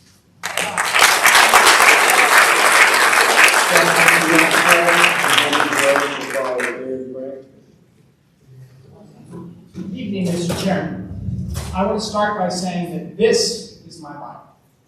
This is a pocket constitution I can fit in my wallet. The National Constitution said. This is what I live by. This resolution is a political stunt by the chairman of this committee. He will sadly be running against my state senator. That won't work out. I remember when he was running in 2021, when he said, let's get politics out of the schools. Well, we see how that went. Just want to point these things out, you know. I also want to point out that I was a student with Asperger's before I graduated out of Avon in 2019, and I understand that we do need black and white rules around this issue. I fully understand that. But this is not it. This is unconstitutional completely because of the Equal Protection Clause. This is completely unconstitutional also because of the Fifth Amendment as well, because this is very much denying people due process as well. I am also a lobbyist, and I can tell you, because I also just saw them, nobody's going to pay attention to this in Harrisburg. You can send this resolution to them all you want. They're going to pick it up and say, oh, great, bye. They're going to say, bye. It's going to go in the trash basket, and you can say. I'm not kidding. This is how these things work. This is a waste of time for the school board. This is a waste of time for the school district. And this is going to be a waste of money for the school district if the board passes this. So, I also helped to design the new high school when I was in high school. There was a reason we asked for gender-neutral bathrooms. This was the reason. Now there's just one problem. They're locked all the time for what I see to be no reason. Oh wow, people are vaping. Oh wow, that's so surprising. These people are teenagers. It's what they do. Teenagers experiment. Realize that. Wake up. Unlock the bathrooms now. These people should not be questioned and interrogated by a teacher. This is not their teacher's decision on how to identify. This is their decision. This is their rights. Not yours, not their parents. The student themselves has a right to decide who they identify as and what gender they identify with, or who they love, and that whole deal. All right? Not yours, Mr. Chairman. The students. Sorry, my notes got tied. But, you know, we can do it. And the nurse's office can go work. I remember going to the nurse's office in the bathroom too. And trust me, the line was long then. You think it's going to be long now? I can tell you it is. Thank you very much. Scott Duncan will follow Sal Piazza, Scott Duncan of New London, and Scott is our last public comment. We have Sal. Hello. Got it? Hold on. Mr. Duncan? Yes, can you hear me? Is Sal Piazza here? Oh, Sal's before you. Oh, sorry. Oh, you were on deck.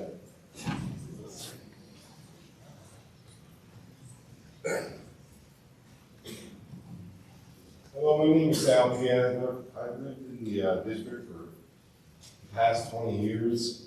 Moved out here with my family because this is a very wholesome place to live.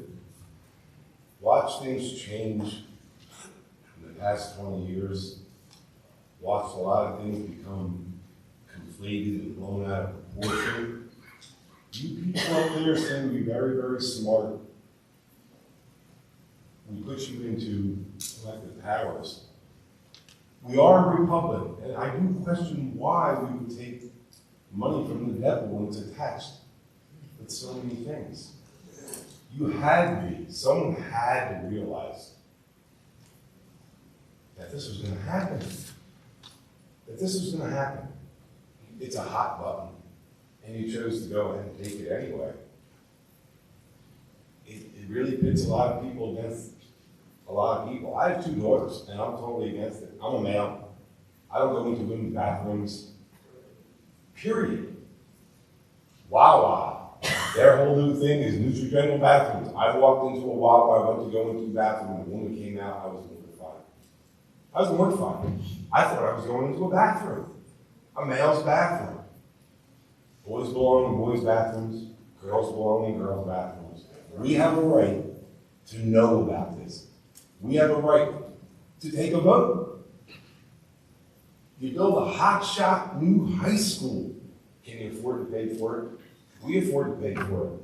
So we take money from the federal government, and this is what comes along with it. I don't need that. I'll pay extra. If I gotta pay a little extra to get what I want, I will. I buy American and build American. I don't need anybody's money. It comes with leverage. And I don't think that you people should go ahead and make that decision for us. What gives you that right? It seems to me like the majority of people don't want this. I think a single bathroom, a couple different bathrooms in that beautiful new building is great. I think these guys should unlock the doors too. Apparently it appears to be a hot spot. Unlock some doors. That's really about it.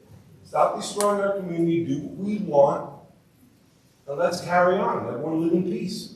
I got nothing to do. I don't care. Gay, transgender, any of that. Seconds. I don't want him in the bathroom with my daughters. I got 2 daughters. I don't want him in the bathroom with my daughters. I'm a male. I don't want him in the bathroom. That's all I have, guys. Thanks.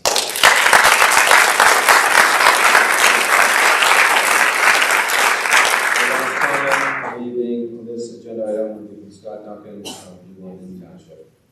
Thank you. Appreciate the board taking these questions, and I know it's not, I'm sure, an easy job to be on the board, so I appreciate all that you do and taking this time to do this. Again, it's my limited understanding from understanding how the Constitution works that the Constitution was made for the people, by the people, and for the people. So I think it's great you're hearing everyone out, and I think if we need to pursue something at Harrisburg, then it's worth noting even if it appears to be against what supposedly is the law right now because we the people want it to be pursued.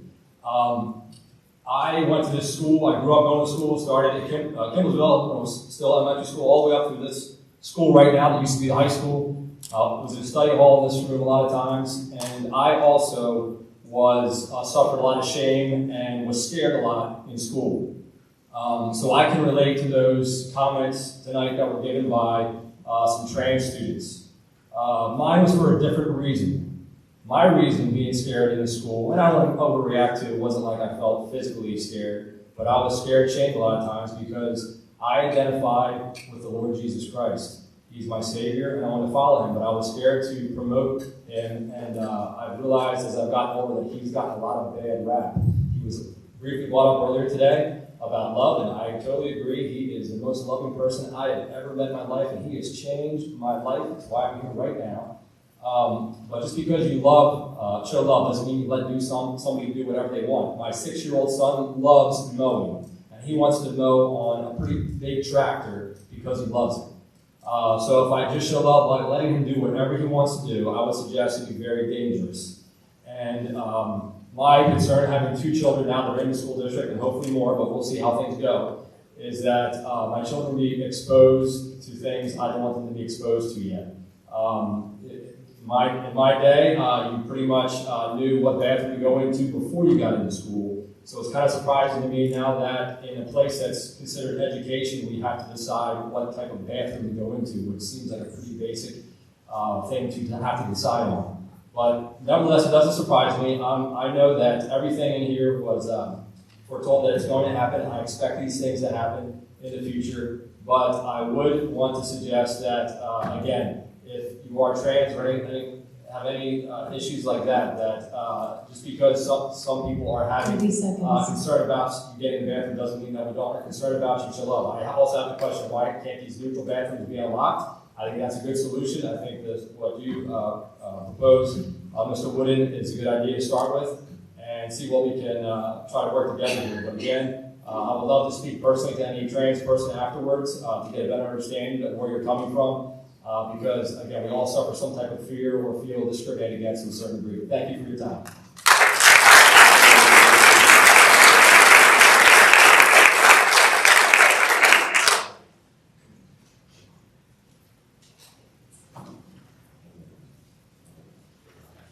So I thank everybody for their public comment on this agenda item. I thank those that spoke on both sides. I commend all of the students who spoke up tonight, transgender students, cisgender students. I commend you for showing bravery tonight and providing public comments. With that being said, based on the initial discussion before public comment, I believe that this resolution does not have support to move forward with the majority on this committee. And so with that being said, this resolution will not be advancing to the legislative agenda. Your comment, Mr. Rao? Yeah, please do. Unless any board member has heard public comment, it's up to the floor and the committee whether any minds will change. If they're not, I agree, it's 2-2, and then the resolution fails to move. Anybody changing their position? No one expects that. So, okay. This resolution in its current format and state will not be advancing forward to the legislative agenda for vote by the full board. With that being said, I think we should take a 10-minute recess given the length of the meeting so far. And we'll be back in approximately 8:47.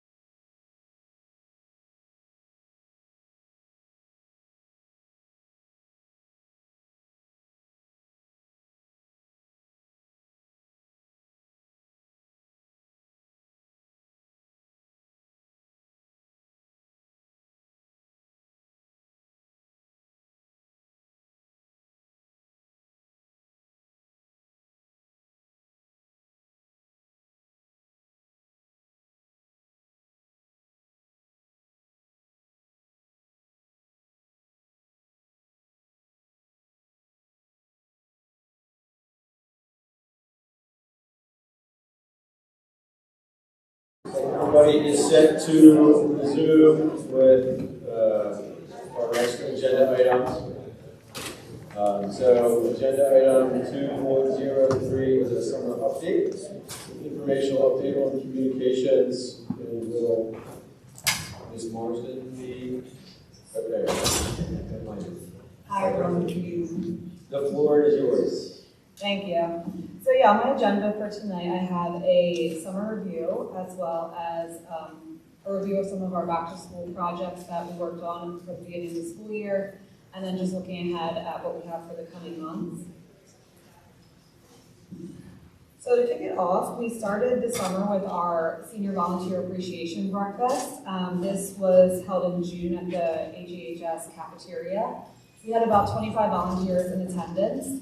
They always really love this event and are appreciative of the opportunity to mingle with one another, hear from Dr. Marchese, and Mrs. Wolf spoke to them as well. So it was a great event. They gave us some fun stories about the students that they worked with throughout the year and the buildings that they volunteered in. So that's always a fun event. This summer, also, the National School Public Relations Association held its annual Publications and Digital Media Excellence Awards.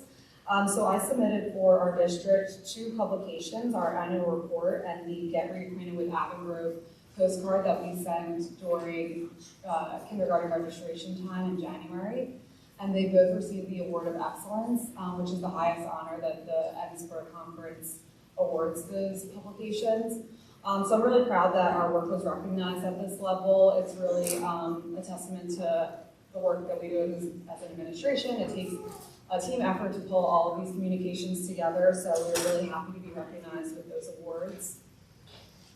A couple other of our major publications were the 2024-25 Artwork Wall Calendar. If you haven't seen that already, it's published on the district calendar website. It features artwork from students in grades K to 12, and it's a really good highlight of all of our students' artwork. We also featured one of our middle school students chose to construct an outdoor classroom for their Eagle Scout project this summer with his Boy Scouts. So that was on the website, and we did a social media post that got one of our most engagement for social media this year. That outdoor classroom was really cool. He constructed them to be handicap accessible, and they can be combined together to create tables. Something else we worked on this summer is communications for the dual language immersion program. So that included building a website for it. I worked with Emily Frangioso, who kind of expressed the need that there should be more availability of information for our dual language program. So we created the website as an extension of some materials that we already had, which was primarily the brochure. But brochures are pretty limited and they become outdated pretty quickly. So that website is nearing completion, and it's pretty much ready to launch once it's approved. And the brochure is being refreshed as well. This summer, I also held several sessions of a customer service training. That was a part of the strategic communications plan. I sent out a survey during the school year to gauge with staff where they felt our customer service strengths and areas of improvement were. And I crafted a customer service training based on that feedback. The customer service training was administered to a lot of our front office staff, administrators, and security staff, including signal security. We went over some basic values that surround customer service points, but we also covered some things that related to Avon Grove and how we can incorporate the profile competencies so that when we consider customers, we're thinking about our students, we're thinking about parents and caregivers, external community members. They're all of our customers, and with our profile work and mission and vision, we want to make sure that our staff is well aware that we're all kind of going towards the same mission there. Some of the bigger video projects that we had this summer, 2 were in line with Convocation, which was the new educator video where our new educators were able to introduce themselves to staff through the video at Convocation. And then we did our back to school conversation with Dr. Marchese where we interviewed students, which was a favorite at Convocation. We got to hear from students how their summer's going, what they're most looking forward to for the school year. and then our first day of school recap to kind of welcome back the community, show highlights from the first day of school. And then one of the larger areas that we want to focus on for communications was the safety and security communications plan. So in August, we sent an email out to the community that introduced Officer Donahue to all of the community through a video message where Dr. Marchese and Chrissy Simpkins, as the new director of safety and security, went over some of the upgrades that we were approved last year, and Officer Donahue introduced himself. I also included in that email message some text about the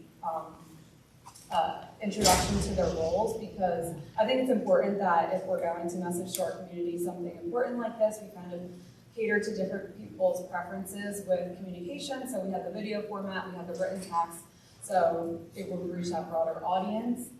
We also sent a press release that was picked up, as you can see, the Unionville Times picked it up, and some website updates for those security upgrades and the profiles of our security team. And then we also did an introduction interviews on the morning announcements with each building of Officer Donahue. So far we've done Penn London and AGI. Those have gone really well. Officer Donahue's done a great job of catering the messaging to the younger students about what his role in the buildings will be and how he'll be a friendly face to our community. We have the middle school and high school scheduled for Friday and Monday for those interviews. And then looking ahead, so as you know, last year I sent out the Talking Points portfolio and event calendar. That is near completion, so you'll see that coming from me soon once approved. The annual report I'll be starting to collect information for that now. My timeline for that worked really well last year. I built out the content and data through October, then format and design it and send it to the administration for approval around November, and then we get print production and all of that going in December before the holidays for it to be mailed out to the community, hopefully early January. Our realtor engagement, so an update on that again was a part of the strategic communications plan. I did connect with some local realtors this summer. Myler Campbell has a lot in the area, and from what I understood, a summer kind of event would be probably in low attendance just because of people's vacation and the timing of buying and selling. But they were really eager to hear about working together, maybe getting some annual reports from us. So throughout the year, I plan on building relationships with those offices and then hopefully hosting that annual summit maybe in the springtime to align more with the home buying process and community members who might be interested in buying in Avon Grove. And then lastly, the strategic communications plan that we're in was for 2022 to 2025. So that will be ending in July of 25. So this year we'll be developing a new 3-year strategic plan to begin in the fall of 25. Are there any questions? Dr. Lynn? Dr. Lynn, do you have any questions or comments? My only comment is again, Teresa, great job on everything you do the district proud of everything that you do. So thank you very much. Thank you. Mr. Ward, comments? Or questions? Yeah, you got a wonderful job as always. It looks like you had a very busy summer. But if you would you share the clips that Mr. Donahue had that he broadcasting out to the school? I would like to take a look at them. So I know that for AGI, they're live. I would have to double check that everything's recorded, but we can certainly get them. I'm almost certain Penn London does record them. So if they're recorded, you can share. Yeah, the recorded ones we'll be happy to share with you. Thank you. Mr. Wood? Yeah, just echoing, fabulous job. Congratulations on some well-deserved awards there. Delighted to see the customer service training, and hopefully that will start to bear some fruit. The only other comment, or maybe it's a suggestion to our chair, with regard to the senior breakfast. I've spoken with many seniors in the community who just absolutely think this is the most fabulous program. I was speaking with one who was talking about many connections he's making with students and whatnot. And I thought it might be perhaps a good presentation we could do for some seniors about how they're benefiting themselves and what they feel like doing for the students. So it's something to consider for the future, maybe. Yeah, I think that's a good idea. It looks like Dr. Marchese would like to. I think it's a great idea, honestly. I mean, we've been doing this now for like 5 or 6 years, minus the year or so of COVID. And that event, they really enjoyed reconnecting with all the folks in the community. So I think we could have people on the shoulder who can come out and talk to the board about how that benefits them. So. Yeah, again, they really enjoyed the program, and I think they heard great stories about their interactions with students and how it's benefiting them as well as the students. So it's been great for everyone in the community to hear about that. Yeah, I've attended maybe 2 out of 3 since I've been on the board, and I love going to the breakfast. I love interacting with the seniors who are vested in volunteering and they have a passion for it, so that's really great. I think it's going to be a great idea to put them out. Teresa, I think I've said this before, I'll say it again, the district is really lucky to have you and the talents that you bring forward. So thank you, you're a consummate professional, and there's a lot of great content here. So thank you so much for this week. Thank you. That being said, we can shift to agenda item 2.04, Facilities Summer Projects Update. Mr. Pagan, I assume you will be making that, providing this presentation to us? Yes.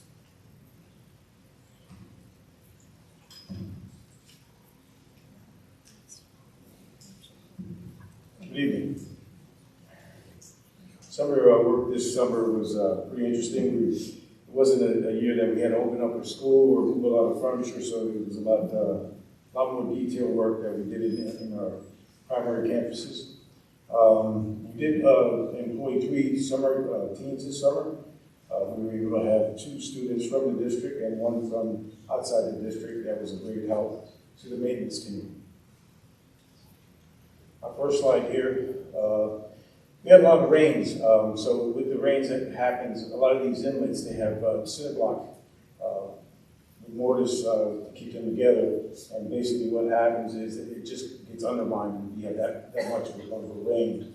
In this instance here, we had, this is where we had the kids going out for a fire drive in London, and I just noticed that the kids were walking around this grass area, and that's what we had there. It was, you could see a big side hole there. So we identified that real quick, and we went ahead and added now one-piece units that you could put in these inlets and make a better repair, so going forward, you're not going to get that same type of damage. The next slide here, we've been doing some bottle fillers. We did have a grant that we had some bottle fillers replaced in the book. I think 2 spaces before, and then what we did was we went ahead and finished out the complete building with the bottle fillers. In this next slide, Penn London, it was one of the, a lot of the piping, copper piping has a lot of pinholes. And this building is unique because when it was built, it didn't have a lot of shuttle valves. So when you take this big undertaking with this building, you have to basically shut the water system down. You have to basically drain the whole water system, and then in this case, we were able to take right outside the gym and also the library area, the LMC, and we were able to get about 150 feet of pipe that we were able to replace, and we put some valves in there. So going forward, you can pretty much isolate and not have to worry about draining the complete system. That building is tied with the district offices, so we were able to isolate that, so going forward we could, again, shut off different parts of the buildings and perform the work that we need to perform. Also in this next slide, you'll notice that we were replacing the intercom systems throughout the district, and AGI was the last year's school that we did. This year, we decided to go ahead and move forward with Penn London. So we finished the intercom system. We continue to use the Bogie. And this also has the same emergency call out and lockdown, and also has the messaging so that it is consistent with the rest of the district. We have one final connection that we have to make to the fire panel when Siemens comes out, and that'll finish that project. This next slide, we had a water heater that was running on oil, and this was one of the projects when I first arrived at the district that was slated to be converted. We do now have a plumber that's a master plumber in the district, and he was able to perform this transition from an oil to a gas hot water heater. All that work there was performed by Lynn Geyser and Ed Stetter from the high school. So again, it's a big savings that we got there because of the talent that's available to us. In between Penn London and AGI, we had this same thing. When the buses go down this road, so there's a constant, heavy traffic. And again, it was a cinder block with mortar there that kept that together. So if you look here, this is what we were able to complete, where we were able to take out and buy one unit for each single sewage drain there, and then also do the asphalt repair around completely, so it's a long-term repair. And the next slide, we had the intermediate school. This is one of the things that we started a couple of years ago, then we delayed it because of the other projects we had going on in the district. We started off with soffits, and then we went on to a lot of the downspouts, and we did a lot of that repair. When we came back to start, complete this project, we did an infrared testing as we did before, and we still found a lot of the areas to be dry. So it was a candidate of resurfacing or recoating of the whole roof system rather than ripping off. Now we have a one-piece system now that pretty much covers the whole decking of the whole roof up there. And it's amazing to see how much work was done. For the amount of time, we had like 12 people out there, 12 to 14 guys working on that roof. And I'm talking about hot days, and these guys, a very good group that performed this job. Going forward, the district should be in a way better spot for the next, I want to say 10 to 15 years, or you're not going to have any problems with this roof. We had the walkways that went out from the pods out to the playgrounds. These walkways, they were, in need of complete restoration with the asphalt. So we went ahead and we did all the walkways back to the back. We extended it out. You see the one picture there where around the post where we made it accessible so it's a wider, flared out look there so we could have more kids go out that way. One of the things that we had to keep it consistent was the fact that those drains there, it's a mean of water flowing down rather than keeping it up. So we kept the same layout that it was existing. At the front of the school, we had different areas that we had cracks and that developed over time. There's snow piling out there and put the salt out. So we went ahead and got that replaced by a local contractor that was able to repair the sidewalks in the front. AGI, we are now completed with the pod replacement of the carpets. This was C-pod upper. We're going to be continuing to move forward, and now the spaces that we'll start to address is the offices and the LMCs and areas that they're like guidance office areas that we just not have replaced any carpets since the building was built. In this upper classroom, in this upper pod, you have the 8 classrooms and the sections, and that was all completed this past August. There's one of their summer helpers. We were able to get all the workrooms and all the pods upper and lower. A lot of damage in this area because of the fact that, constant kids move throughout the building. So what we did was we bought some of these corner beads there, as you can see in the gray, where we were able to put those corner beads that, just alleviate some of the damages constantly, getting from heavy traffic in those areas. We also started, moving up to the bottom filters. We had water fountains and when COVID hit, we shut a lot of them down. We shut also the classrooms. Every classroom, there's over 90-something classrooms that we had bubblers in, and we shut them down. Now we're in the process of replacing the water fountains to bottle fillers, and also the classrooms. We started this week in the 8-pod lower, and we're moving throughout the building. In the next couple of weeks, we should have all the bubblers in every classroom back into working conditions. As you can see in these pictures, we started power washing the EPIS last year as we were going through the construction project, and we went ahead and continued on this year. This was the center, the courtyards, the courtyards, this is what the look that you had there. And you see the big differences. It was done by Crystal Cleans. They were recommended by the CCIU. He's a local resident, and he's actually given us some good discounts for doing the work here. And their family is very involved in the district, so it was a way they wanted to contribute back to the district, and you could just tell the look there.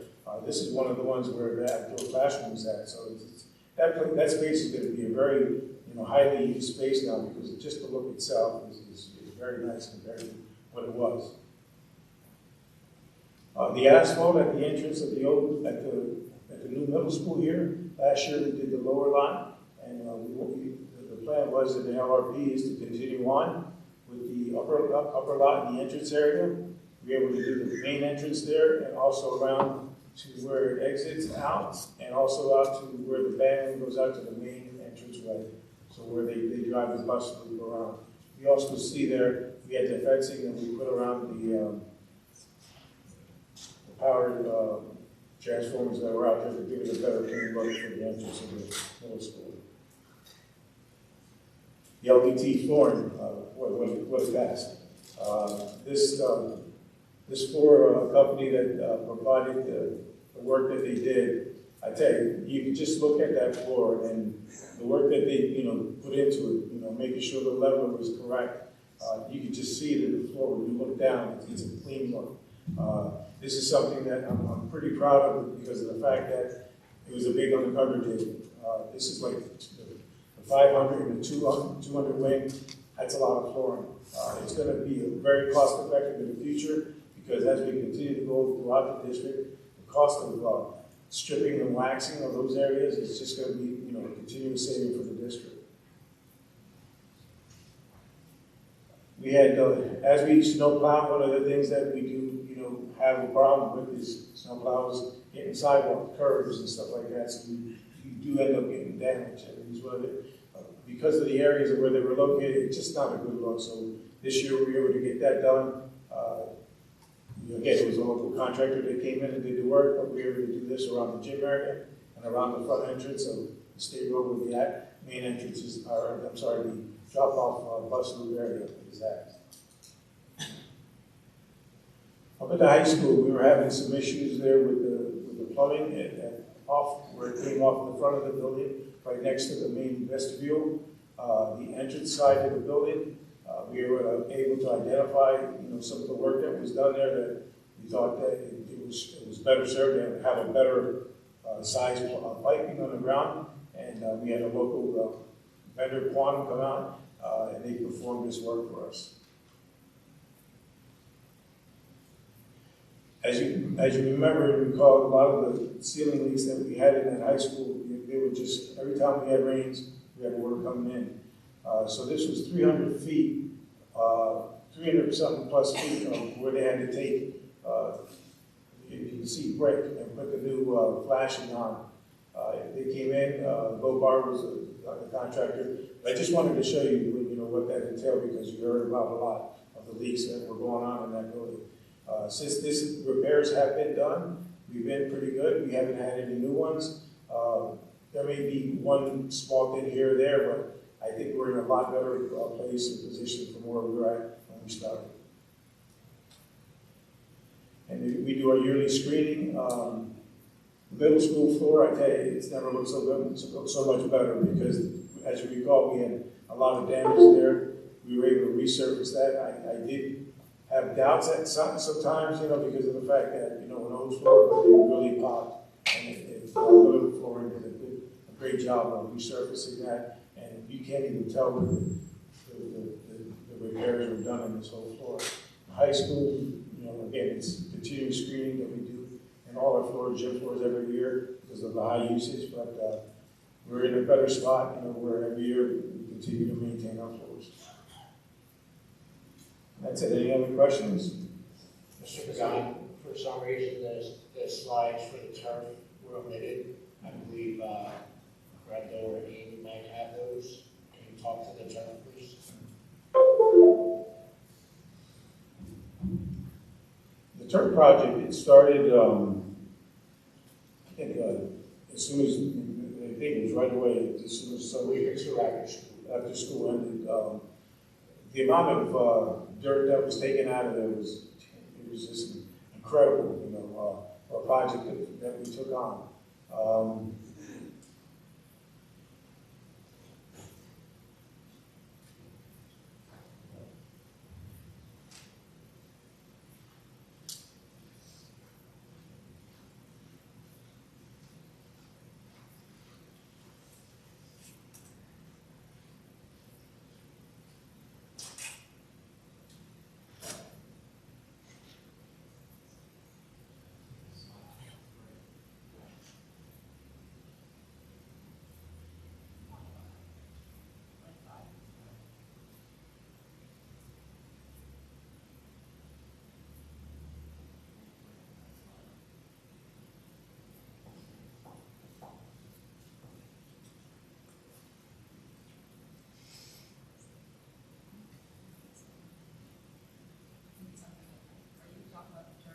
Yes.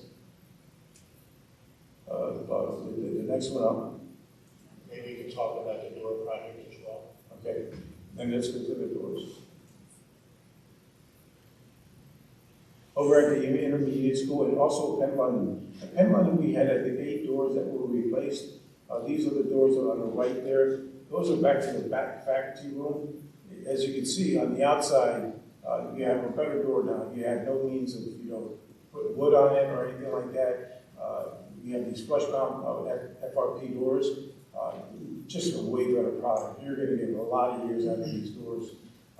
They didn't have any windows there before. Now we have windows there. That shows the outside of the door. And then on the inside, you can see with the panic difference of the hardware that we had. These were the true doors that were in the Penn London Elementary.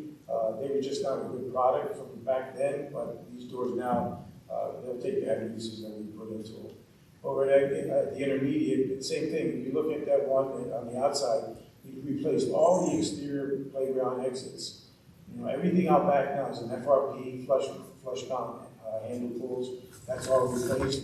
We're continuing to adjust those doors so that they close a lot faster and making sure that our building is secure completely.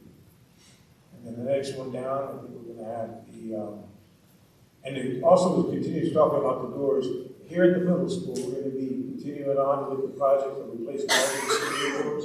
That project started on last week, Thursday, and it's going to continue on. I think they're doing 4 to 5 doors a night, and we have 43 openings that we're doing here at this middle school. Once we get done, every door here at the middle school will be brand new with flush mount and or hardware that for getting in for the courtyard, it's going to be a handle, or if it's an exterior door, it's going to be a flush mount pull. And then again, those are all the FRP doors. The only doors that we kept the aluminum is like the front entrance or the event entrance, we kept the same as we had there before. And as you look up here at the turf, again, they put dirt in and they put the drainage, all the plumbing and the drainage that they put underneath this turf, and the amount of stone that they put a real, bigger stone into the fine stone, and then they put the mat. This turf here has all the lines compared to our old high school. Compared to the old turf here at the middle school, this turf here has everything painted into it. As to the old turf, we have to continue to paint onto it. This is already done, and it'll last, years and years. We do have a program of maintaining our turf, so we're getting a lot more usage out of what a turf we would usually get because of the fact that we're maintaining it. We're not just saying use it, use it, use it. We go out there, we groom it, we have somebody do it every year. We do the testing to make sure the impact is correct for students to be on there. And you see that we went ahead and we adopted the new logo for the center of this turf. We did put it into our public use, usage now, so that the public can use it because again, we do have beautiful turf facilities out here at Avon. That project was also just completed. I was up on the roof and I was able to take that picture. But I tell you, it's just amazing how that thing came out. And there was a netting system that they provided also for when they play lacrosse and everything else out there. That netting system is due to arrive here within the next week. The poles are for putting into the ground, and that's all fitted and done correctly. And again, it's just an ideal turf that's going to be used for the PE and freshman football. A lot of usage down here compared to just having grass out there. Is there any questions on this? Mr. Wood, any questions? Thank you. Mr. Wood? Yeah, do you have any summer work that you wanted to get completed that you did not get completed? No, we were able to, the summer help, we were able to get what we needed to get done. Again, they were just a big help because of the fact that, we had a new mechanic technician just started here at the middle school. There's things that we wanted to get done that we weren't able to get done in the past. He spent 3 days with those teenagers, and I tell you, by the third day, those teenagers were pretty much wiped out. But we did get a lot of good work out of them. One of them was Kevin Hall's son. You know, he was one of the workers.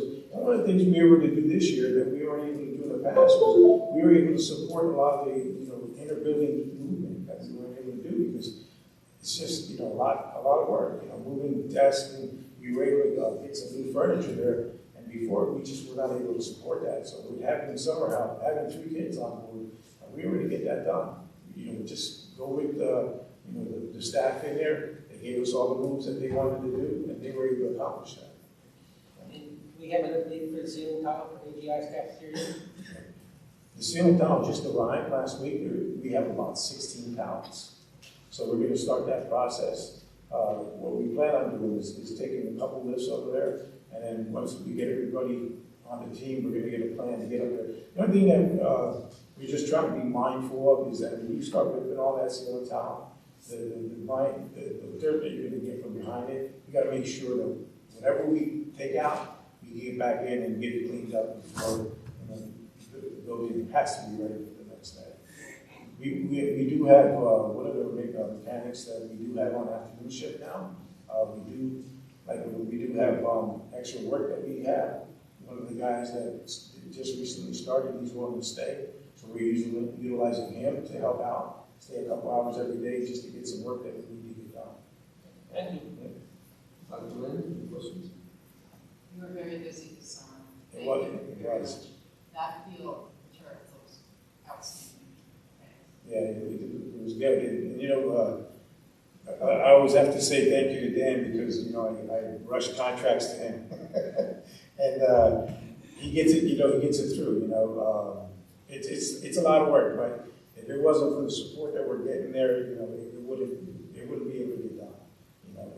It helps a lot. When you got that team, the aspect of it, you're working together and you're trying to get it done. And a lot of people don't understand that. I think, like Dr. Michelle, I call it on a Friday, hey, it's Friday, what are we doing? And it's like, you gotta get ready, you gotta get it over. Yeah, Dennis, I just, there's a lot of exciting projects that were completed, and maybe some not so exciting projects, but critical projects. Yes. So I thank you and your team for, making our schools and our facilities immaculate and beautiful, and there's always something to do on the punch list, but you guys are working hard, and we really appreciate that. We recognize it, so thank you. And that doesn't include like the service master team that while all this is going on and the SY is going on and ELL programs in the summertime and kindergarten transition meetings and whatnot, they're running through the buildings, pulling everything out of classroom, relaxing the floors. Yeah. So I mean, it is a big undertaking in a short period of time once kids leave and then they come back. So. Awesome, thanks for putting that out. And I agree. We had a meeting, we did have a training for them this past summer, and I wanted to extend them, extend out to the service master from the district that we just wanted to thank them for the undertaking of what they do. And I think the high school never looked better, just this year, what they did in that building. It's noticeable. Good. Thank you, Dennis. Okay, with that, comprehensive update. Now we're going to move to agenda item 2.05, preliminary Act 1 base and adjusted index for 25-26. Mr. Wood, I can take the next several items, go through those rather quickly. The preliminary Act 1 base index has not been released yet. I was hoping that we'd have it by now, but we've not received anything from the Department of Education. The last projection that we received was from the Independent Fiscal Office back in June. They projected the base index to be 4%, but we will update the committees once that information is received. Okay, any questions on this agenda?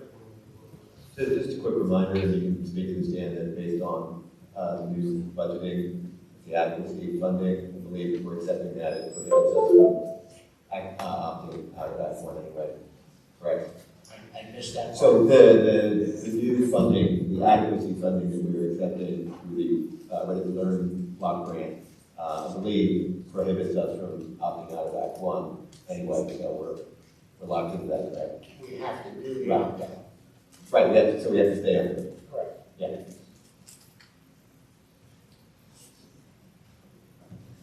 Item Item 2.06 is the year-to-date tax collection update. I did provide the board and the committee with a slide that shows current year collections. You will see that our collections are about $900,000 behind last year. And the reason for that, if we think about the mechanics of the homestead farmstead, just keeping things simple, everything equal, millage the same, assessments the same. Because our homestead farmstead went up $700,000, that reduces your real estate tax collection. So that kind of makes sense with where we are with the homestead farmstead and where our collections are. But again, just simplistically, obviously assessments go up. We did maintain our millage rate from the prior year, but it makes sense from a mechanical standpoint of how real estate taxes are working. Any questions there?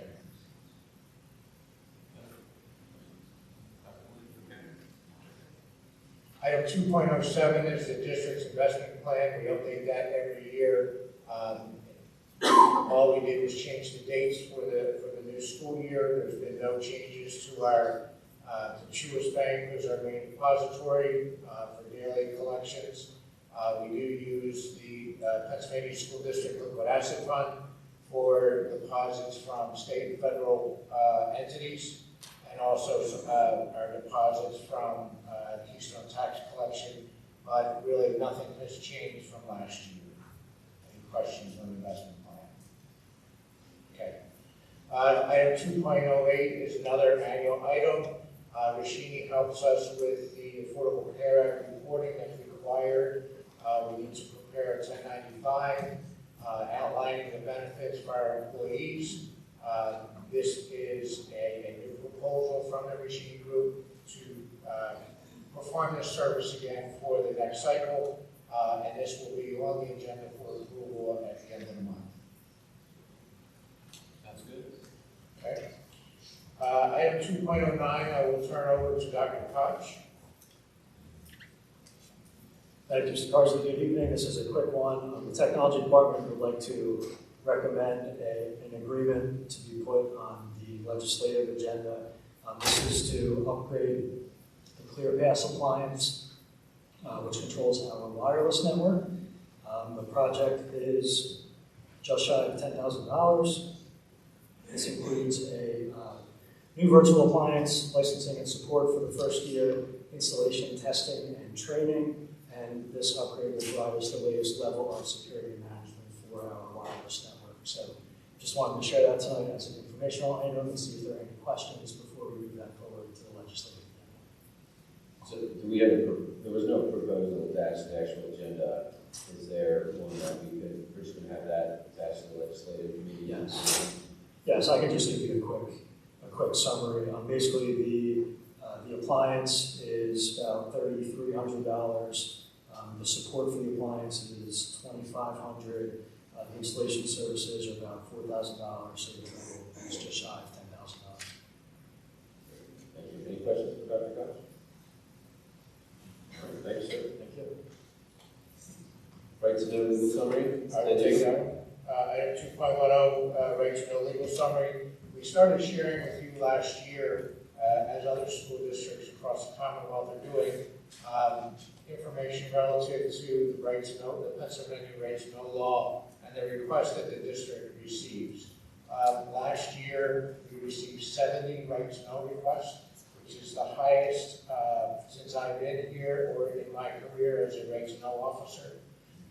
What we're seeing a lot of, we received 41 requests between April 9th and May 11th from a sourcing right to know organization that is processing right to know requests for either entities or individuals, and we do not know who is the actual requester. So this is coming from FOIA Buddy, which is Freedom of Information Act. I just became aware last week of another sourcing organization that is doing something similar. But what we are seeing is a lot of repetitive requests. For example, on April 9th, 11 right to know requests came to the district office. Many of those were duplicated and sent to the Penn London Elementary School, and in fact, there was 15 So there was 26 received in a 4-day period. And then on May 11th, there was 5 sent to the district office, the middle school, and the intermediate school, most of which are duplicated, but we need to respond to each request separately. So this is, there was a lot of questions with Mr. Rao's office on what we can do. So what we are doing, and that will be discussed in the next item, is modifying our rights no policy that we are asking that the board accept the language that states we will not accept a right to know request that is anonymous, right? The language did state previously that it has to be a resident or a legal citizen. We don't know where this information is coming from. So we are modifying the policy, and I'll cover it now, Mr. Deschamps, in the next item. But anyway, 70 rights no requests for the past year, for the 23-24 school year, and we're up to 9 already. And the cost associated with any appeals was $40,000 for those rights no requests that we received last year. Primarily with 1 or 2 cases. Correct. That were ambiguous, complicated, and dense. Yes.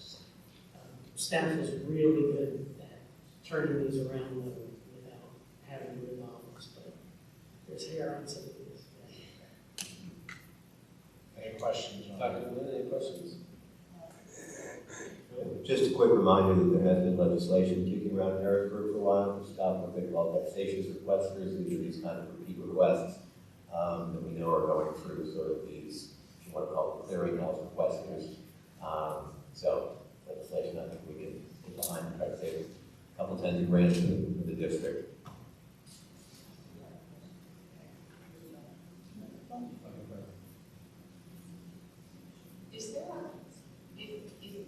Is there a limit on how many employees one person in a year? Because this year was amazing for one person. That was an appeal. Are you talking about the dollars? Or I'm looking at right to know legal expenses, June 1st, 23 or June 30th, 24. one was 29,000, I believe. 37,716 was the total, but one person was 25,516. That was related to a resident request that came in the spring of 2 years ago, June of 2022. We provided a response. That response was appealed. So it's all the appeals? The appeal and the response that we have to go through in providing, because once it's appealed, it is now recognized. And the Office of Open Records will sometimes slice and dice or send things back as to what we need to respond to. So there's a lot of back and forth on this thing. And what's not calculated in that spreadsheet that you have in your packet is the time of your personnel being taken away from other duties to respond to these kinds of requests. Mr. Gordon, any questions? Thank you, Mr. Cordsley. Good? Okay. Next agenda item is our operations policy review, agenda item 2.41. Who's taking that one? I'll do that, Mr. President. Thank you. Dr. Lynn complimented Mr. Ragon, Mr. Rohr complimented Ms. Marsden on the work they did over the summer.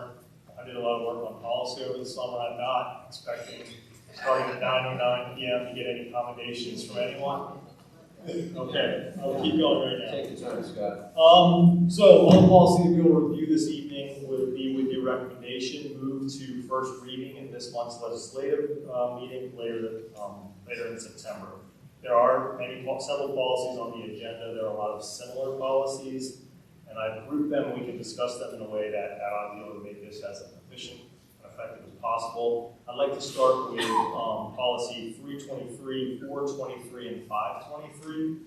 They all deal with tobacco use. Our 300 series is geared towards administrative employees, our 400 series is geared towards professional employees, and our 500 series is geared towards non-instructional employees. So I'll go over policy 323 and we can look at 423 and 523 as well. All three of the policies are mandated and have the exact same suggestions and edits. Act 33 is a recent school code bill that amended several sections of PA Public School Code, and then have consequently resulted in many updates to policy based on Act 33. So in policy 323, the definition of tobacco product has been updated and it's been made consistent in policies 323, 423, and 523.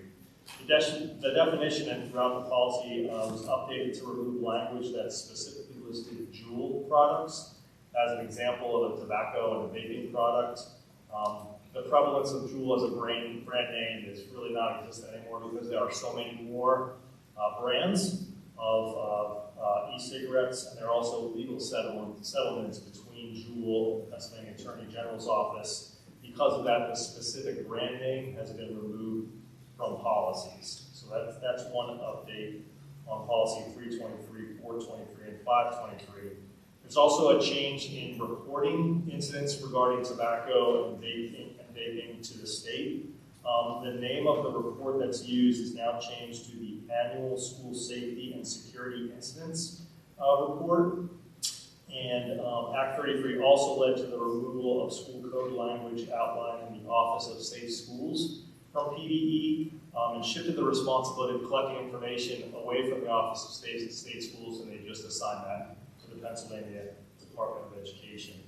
And then finally, the use of the phrase law enforcement agency replaces school police, school resource officers, or local police departments in this policy as well, and will in many other policies that you see throughout the rest of the evening. So those are the changes recommended to policies 323, 423, and 523. Are there any questions on those three?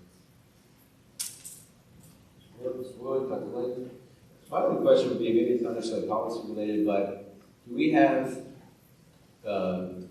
what's the opinion on technology in the bathrooms for vaping, like vaping sensors, things of that nature? Do we have that? Can you talk a little bit about that? Because that seems to be such a... We've had those in our bathrooms for several years. Do they work?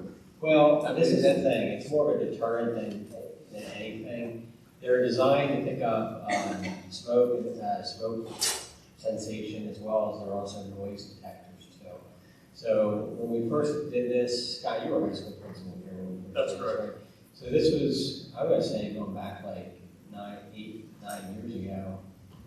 Yeah, it was probably 2017. Yeah, and what we started to find was that it was picking up a lot of false readings because of the noise level in the bathroom, so that we had to turn them down. And then the technology got slightly better, so we were costing them out for the new high school. They're installed. We do get alerts every once in a while, but it's more of a, it's there. Yeah, and my question is more geared towards, it seems like we catch students vaping more so because we catch them in the act, not necessarily because the sensors are telling us they're I would agree with that. And kids and adults are kind of diligent in terms of being aware of that activity. So we have technology, it just doesn't work that well. Yeah, it's just it's it's complicated. It's a complicated situation. Okay. I don't want to deviate too much from just talking about the policy here, so we can move on to the next. Okay, so let's go to policy 707. That's the use of school facilities. Again, this is a policy that's been impacted by that Act 33, which resulted in changes in school code. And I'd like for you to direct your attention to the second page of the policy under prohibited activities. Similar to the tobacco policies, they've removed the use of the word jewel. And then also we language has been added regarding products that are approved by the FDA for tobacco cessation or for other therapeutic purposes. And this is where people can use those, use that, I'm getting stuff right now. Use those products, and as long as they're not inhaled or vaped, they're okay on school property. Again, this is regarding use of school facilities.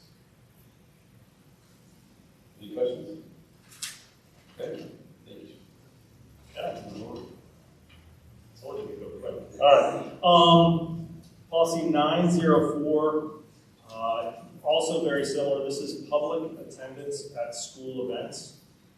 Again, we've updated the definition of tobacco product and made it consistent throughout this policy and several other policies. Removal of the term jewel throughout this policy. And similarly with other policies, there's a reporting change. The name of the report where we would send incidents to or report incidents is now the Annual School Safety and Security Incident Report. The Office of Safe Schools, just like in the tobacco use policy, has been eliminated, and the Pennsylvania Department of Education is the source that collects information on any incidents of these events. I did add language to this. In 2011, the Americans with Disabilities Act updated service animals, the ability for service animals to be included at public events. So I added language at the very end of this policy to reflect what is stated in the ADA. We do have rules that we use throughout our campuses where dogs are not allowed on school property, dogs and other animals are not allowed on school property. So if we would move this through first read and second read, I think it would be prudent of us to develop administrative regulations. The ADA provides a lot of guidelines on how to determine what qualifies as a service animal and how to speak with individuals who use service animals in a way to verify their presence in the situation. So that would be my recommendation of this policy. You have any questions? Any questions? Sure. Dr. Lynn? That makes sense. Okay. Just like we group the tobacco use policies together, I'd like to do the same with policies 351, 451, and 551. All of these policies are recommended for legal liability purposes. Just like I've said several times this evening, updates to this policy are a result of Act 33, which changed school code. There's also recommending a revised title change from drug and substance abuse, which it currently is, to controlled substances in order to reflect the language that's used throughout not only the policy, but in Pennsylvania's Controlled Substance, Drug, Device, and Cosmetic Act. And we've replaced the use of the word drug or drugs, depending on what it is in the policy, with controlled substance or substances. And finally, just like on other policies, we've updated the reporting requirement to eliminate the Office of Safe Schools and indicate that the collection of any data and information would go through the Pennsylvania Department of Education. So that's for policies 351, 451, and 551. Are there any questions on those three policies? No questions? I'm just trying to keep up with you guys. Okay. Another 15 to go? Where are we in there? Okay. As Mr. Carsley mentioned, 801 is the public's right to know policy. There are updates that we're recommending that are mandated to comply with right to know law. So the definition of requester has been revised to align again with the definition in the right to know law, which defines a requester as a person that is a legal resident of the United States who requests access to a record. The term requester also would include an agency, so an individual or an agency, and school entities are not required to fulfill anonymous requests. So that's regarded or included in the definition of a requester. What I'd like to do is ask Mr. Carsley to talk about page 3 regarding appeals involving third-party records. If you could talk through that part of the section for me, that would be great.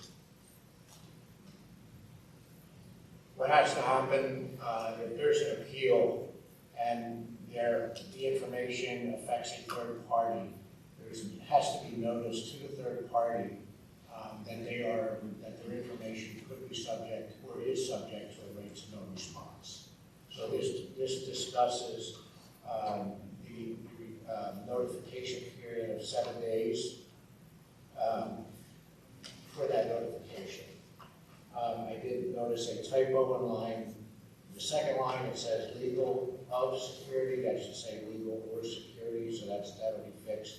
But again, this really talks about if there's information that a requester is requesting, we have to notify the third party. Is that a good response for that? Perfect. Perfect. And the classic example of that is somebody requests architectural plans or engineering plans, and sometimes those professional services groups say that's proprietary and cannot be duplicated, so that's kind of a run-of-the-mill example of that. That makes sense. Are there any questions on policy 801? My only question is, so we would accept anonymous requests previously, and if so, the previous policy language had to be a legal resident of the United States. So how could we, if it was anonymous, how could you vet if it was a legal resident? That's correct. That was essentially the. So did we fulfill anonymous requests previously, or we just had to? Yes, and in part because the OOR used to take the position, Office of Open Records, that an anonymous request did not give a requester appellate rights, but it made still limited process. I think with the FOIA buddy requests that were overwhelming municipal governments, not just school districts but townships, they are now as a guidance piece. They're saying you absolutely can prohibit anonymous requests, but you have to have it as part of the policy. How did we return records to somebody who was anonymous? Yeah, okay, sort of an email that comes and goes. Okay. Any questions? Okay, fair enough. Okay, let's move to policy 803, school calendar. So if you remember last year, 2023 Act 56 created a new section of school code that allowed flexibility in school calendars to be either 180 days or 900 hours of instruction for elementary students, 990 hours for secondary school students. So what this draft includes is updated language reflecting the change in the school code related to instructional days or instructional hours. PSBA also recommended policy language for the possibility of alterations to the school calendar in case of emergency, and this matches school code. So for example, maybe if we missed multiple days, similar to last year with the Danilo Cavalcante situation, we missed 10 days of school, the school board would have the opportunity to adjust the school calendar to meet the instructional days or the instructional hours. Or, for example, what we're able to do, because of Act 56 at the end of last school year, where we had technically our last day of school would have been Monday, the board is now allowed to alter the calendar as long as we're meeting those requirements based on instructional hours or instructional days. And then also, an example would be flexible instruction days. If we have a weather emergency, we are allowed, through your authority, to use that process to provide instruction to students using our educators to do that with certain emergencies. And then finally, I'll just add that at the very bottom, any alteration in the school calendar was always reported to PDE, and we just put that in language here. Okay. Any questions on that? Any questions? Okay. Okay, great. All right, we'll go to policy 805, emergency preparedness and response. The phrasing law enforcement agency or law enforcement agencies has been, replaces references to police departments because that's the new terminology in school code. All right, so school code uses law enforcement agency or law enforcement agencies. That is recommended changes in this policy. There's also language in the policy related to instructional time or instructional hours. That's been updated to reflect what we just discussed in policy 803. And then finally, in the education and training section, the word required was added to the in-person training areas to reflect the school code. We're required to do 3 hours of training per year for our employees, and I want to make sure that was consistent in policy as well. Okay, questions? Good. Great. Okay. Policy 806, child abuse. So a lot of changes in our policies tonight have been related to school code or other legal requirements. Sometimes we'll have policy updates related to making sure our policies are as up to date as possible. This policy has been updated since 2019, so this is kind of a hybrid situation. First of all, in reviewing what was recommended by PSBA, our policy was missing a few definitions that I felt would be important for us to include. The definition of an adult, the definition of certifications or what kind of clearances our employees would need to have, and then a definition of routine interactions. What does routine interaction look like within a school district? Under reporting procedures, the policy language was updated to reflect, again, current school code terminology. Reporting procedures is all the way on probably what looks like the last page of your draft. Very, very similar to the language that was in the policy before, but again, it's just updated to reflect the terminology in school code. And then finally, in the last section, which is the investigation section, language was added to allow contacting both the state and the county agency. Right now, the word "or" is in there. There's nothing that prevents us from contacting both the state and the county when we have a situation of abuse. And if we have a situation then where an employee needs some kind of alternative assignment based on an investigation, the principal of the building in our previous policy was responsible for making that plan. Well, they're still responsible for making that plan. It needs to be approved by the superintendent. And that's another recommendation we'd like to add to this policy.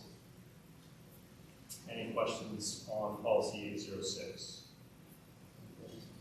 I hope it is not something we have to refer to that often, but thank you for Correct. making those updates. Sure. Finally, the last one, shortest one, I might add. Policy 909, municipal government relations. So the update at the very bottom of the policy relates to the collaboration that we have with local law enforcement, which in our case is the Pennsylvania State Police, and the development of the memorandum of understanding. And again, these changes were done to align the language in our policy with the language in the school code. Any questions on policy 909? Thank you. Those are all 13. That's all? That's it. Great job. You need it. Thank you. Thank you. Good luck with my work. Okay. With that, we'll move to our next agenda item, 2.12, public comment. Do you have any additional public comment? There's none. Okay. Next Operations Committee meeting will be held on Tuesday, October 1st in the AGIS auditorium, following the Education Committee meeting. And we will go ahead and adjourn this meeting and transition to the Education Committee meeting.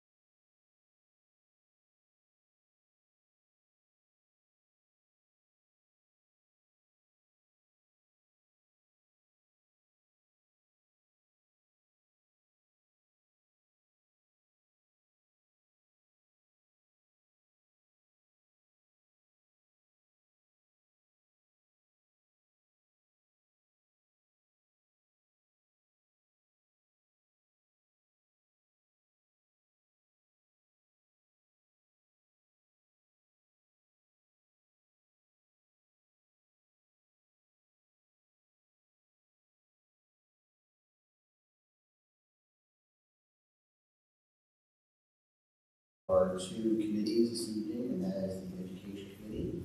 We have a number of items on the agenda. The first one being the curriculum review cycle updates. Hi, good evening. I'm here to present the 24-25 Avon Grove School District Curriculum Review Cycle. Similar to last year, if you've heard my spiel, this might sound very similar, but if you haven't heard it before, the purpose of the curriculum review cycle is to help us provide a neat and tidy scheduled review of the curriculum. So instead of it being a free-for-all, we really like it to be laid out and organized.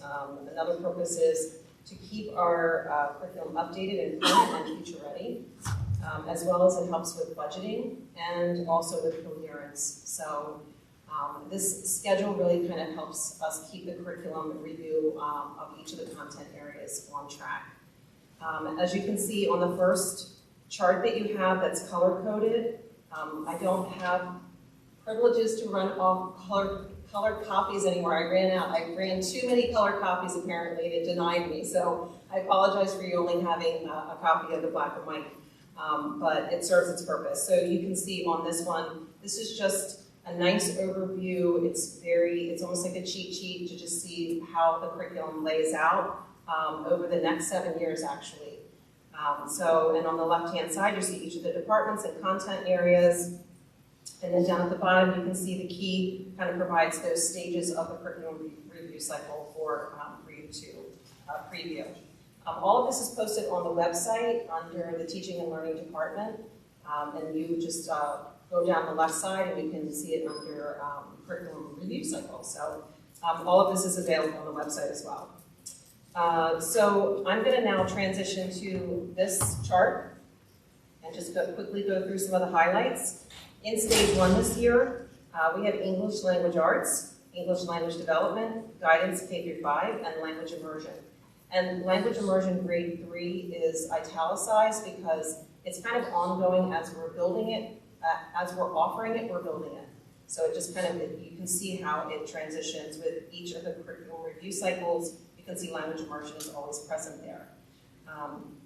In stage 1, we are actually writing curriculum. So that's the big highlight for stage 1. We're creating, or I should say our curriculum leads are creating year-at-glance pacing guides, EBD stage 1 documents per unit, and also they're drafting up stage 2 documents, which are essentially assessments. Also at this time, the teachers who are the curriculum leads, they're exploring potential resources as needed.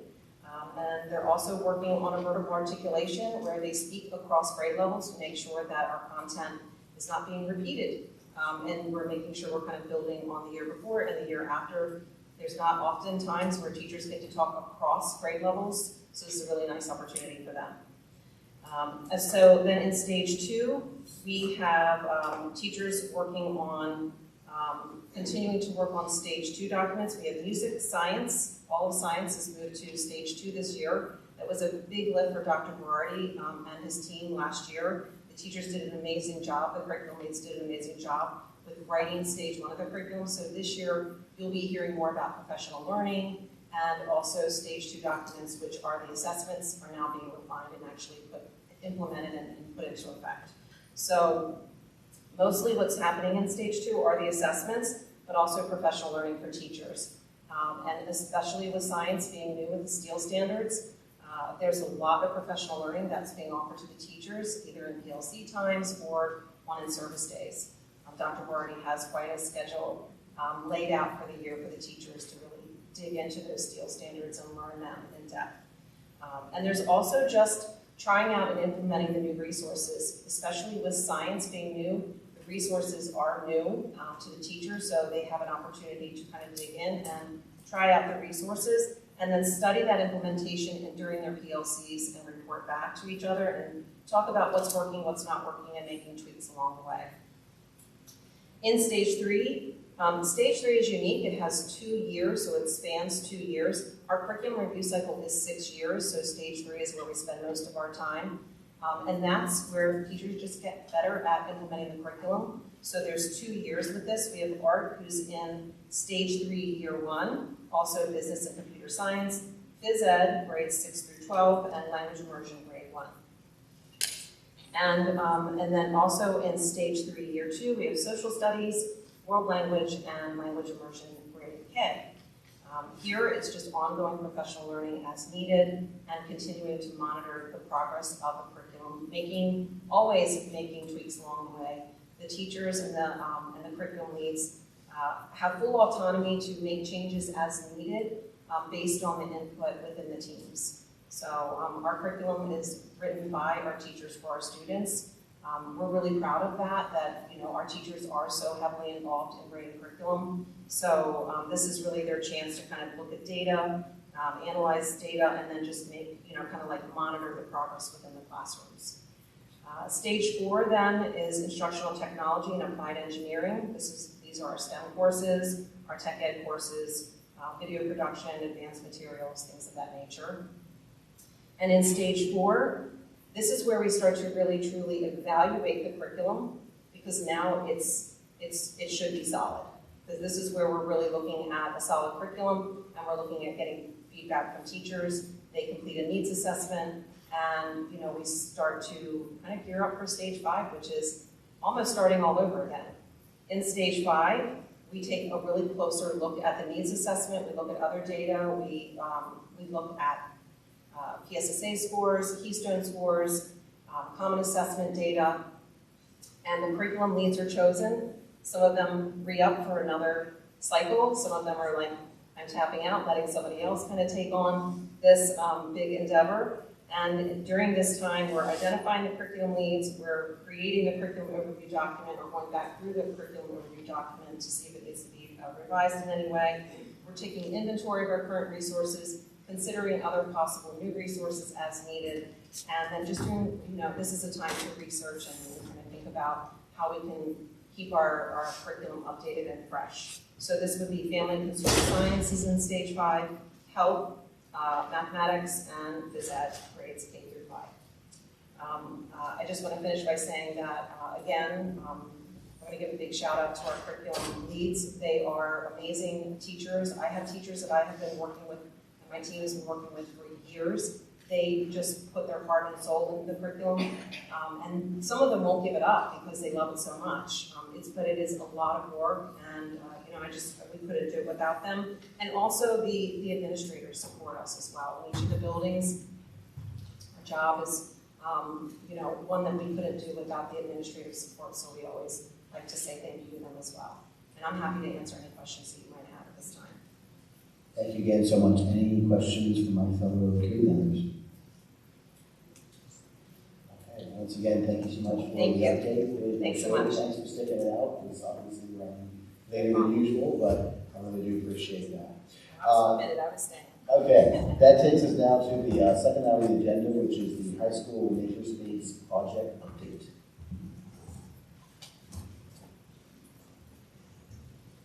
Good evening again. Dr. DeShong and I wanted to provide a brief update on where we are with designing the high school makerspace. So I'm going to kick it off and then pass it over to Dr. DeShong. So we all know that the new high school has been open for about 2 years now. In the first year, with the building not being completely finished, the makerspace was used for every purpose you could think of. So it was a very valuable, flexible space. It was a benefit to all of us that it was empty because it was used as a gym, as a classroom, as a science lab for CPR and many other things. Once the whole building opened, we really focused a shift in our efforts to renovating this building. And then last year, we came back to starting to design the makerspace room. And the process we used was first to conduct a STEM audit. So STEM is science, technology, engineering, and math. We worked with Chester County Intermediate Unit to conduct the STEM audit. And in this audit, we really came up with 3 goals. Our first one was that STEM is very important. It includes positive learning practices, and it should be accessible for all students. That we want to make sure that the intended purposes of our room meet how the room was used and designed. And also we want to develop partnerships through this space. So in starting to achieve that, partway through last year, Dr. DeShong and I started working with 4 high school students who are members of the chief science officers. We worked with them throughout the year, ultimately creating a design contest to help get ideas for this. And I will turn it over to Dr. Shaw to tell us about the contest. Great, so as Dr. Koch said, we had 4 very ambitious, eager, and enthusiastic students who are working with a science teacher in the high school. And what their goal was as chief science officers, which is a nationwide program, is they were supposed to come up with essentially a service project or something they could improve in the area of STEM education within their own school. So they very quickly latched on to the idea of what could they do, how could they be involved in designing the makerspace as a place that could be used before, during, and after school by not only our students, but staff and overall school community. They had some phenomenal ideas, and they took us on, probably it's safe to say, some pretty long and involved rabbit holes as to how they thought it could be best used. And as we continued our conversation, as Dr. Koch already mentioned, they came up with the idea of sponsoring a student design contest. And we felt as part of that contest, what is the best way for us to get students involved? They shared with us it would be to provide them with some kind of monetary prize as part of the design contest. So they wrote grants to the Avon Education Foundation. They were the first students in the history of the Ed Foundation to request grants, and they received a $1,000 grant for prize money. Because of, I think, not only the grant, we had some staff members that were very excited about the idea as well. And we had 57 entries. Of those 57 entries, some of the entries did include staff. We made it clear to staff they were not eligible for any cash prizes. But really, some really unique designs, some really innovative designs, and frankly, some that you would anticipate a 14, 15, 16-year-old student would love to have in their high school for something for them to do, maybe other than to go to math, English, science, or social studies. We had a group of teachers, administrators, students, and then even community members who came in and helped us to evaluate the entries that were made and then kind of designate some for the prize money. So we're in the process right now of awarding the prizes. We're recognizing 7 different students. We've got 3 students that will win $50, 1 will win $100, and then 3 students will be awarded $250 each. And I think it's important again to mention just the involvement and the facilitation and leadership of the 4 students putting this together. They really did a nice job and really can back up the reasoning that they had for awarding the students the prizes that they did. So the next step is going to be to kind of prioritize those ideas. Dr. Koch has a starting budget. What we would like to do, and I've spoken with Dr. C at the high school at the legislative meeting in January is to be doing a presentation.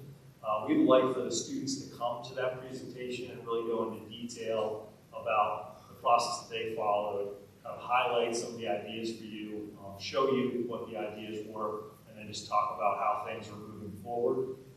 They're not aware that they're doing this yet. We are meeting with them on Friday morning, so if they're not aware before then, they will be aware by Friday morning that they'll be joining us in January to share more of the work that they're doing, and then we obviously can share more about the progress of the makerspace at that time.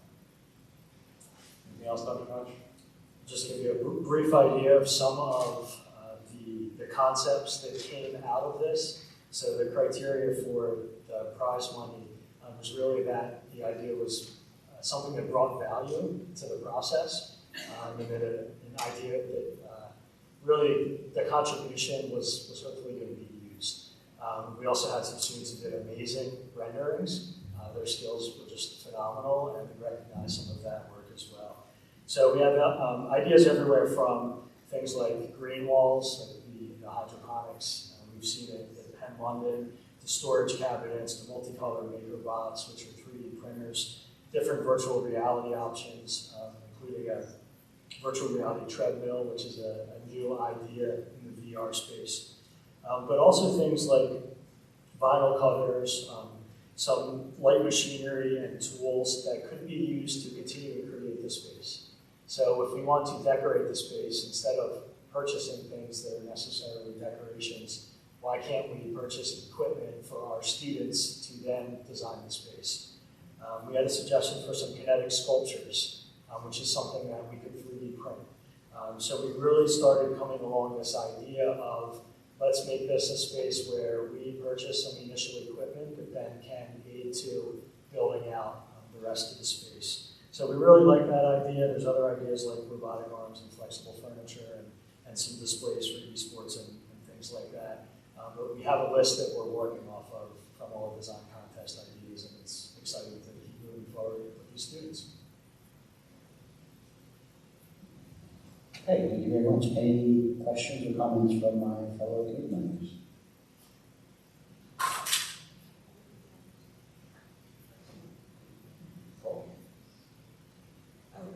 Just say thank you, and I'm looking forward to hearing from the students. Okay, that takes us now, I believe, to our next agenda item, which is the pupil services update.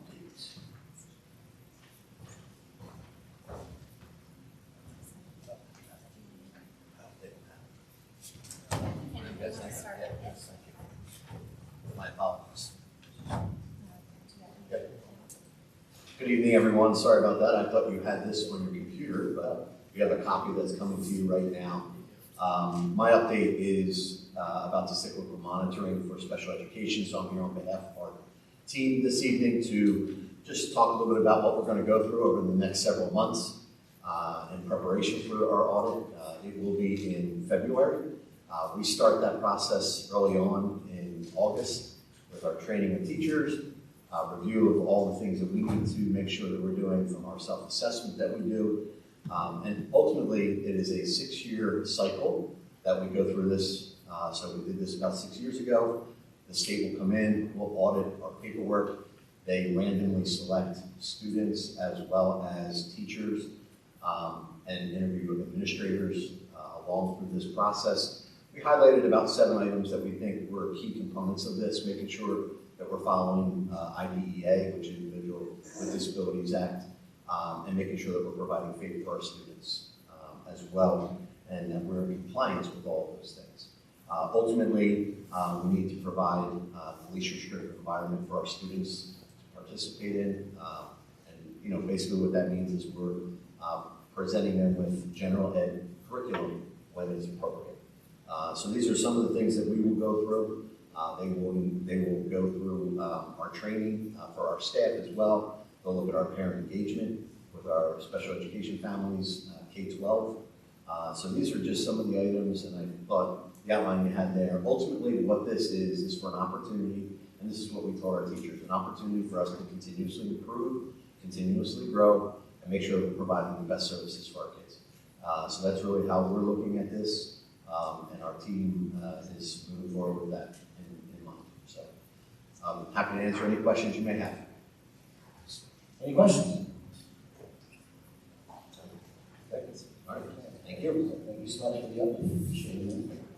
That takes us now to the final official item, and that is the education policy review for public comment.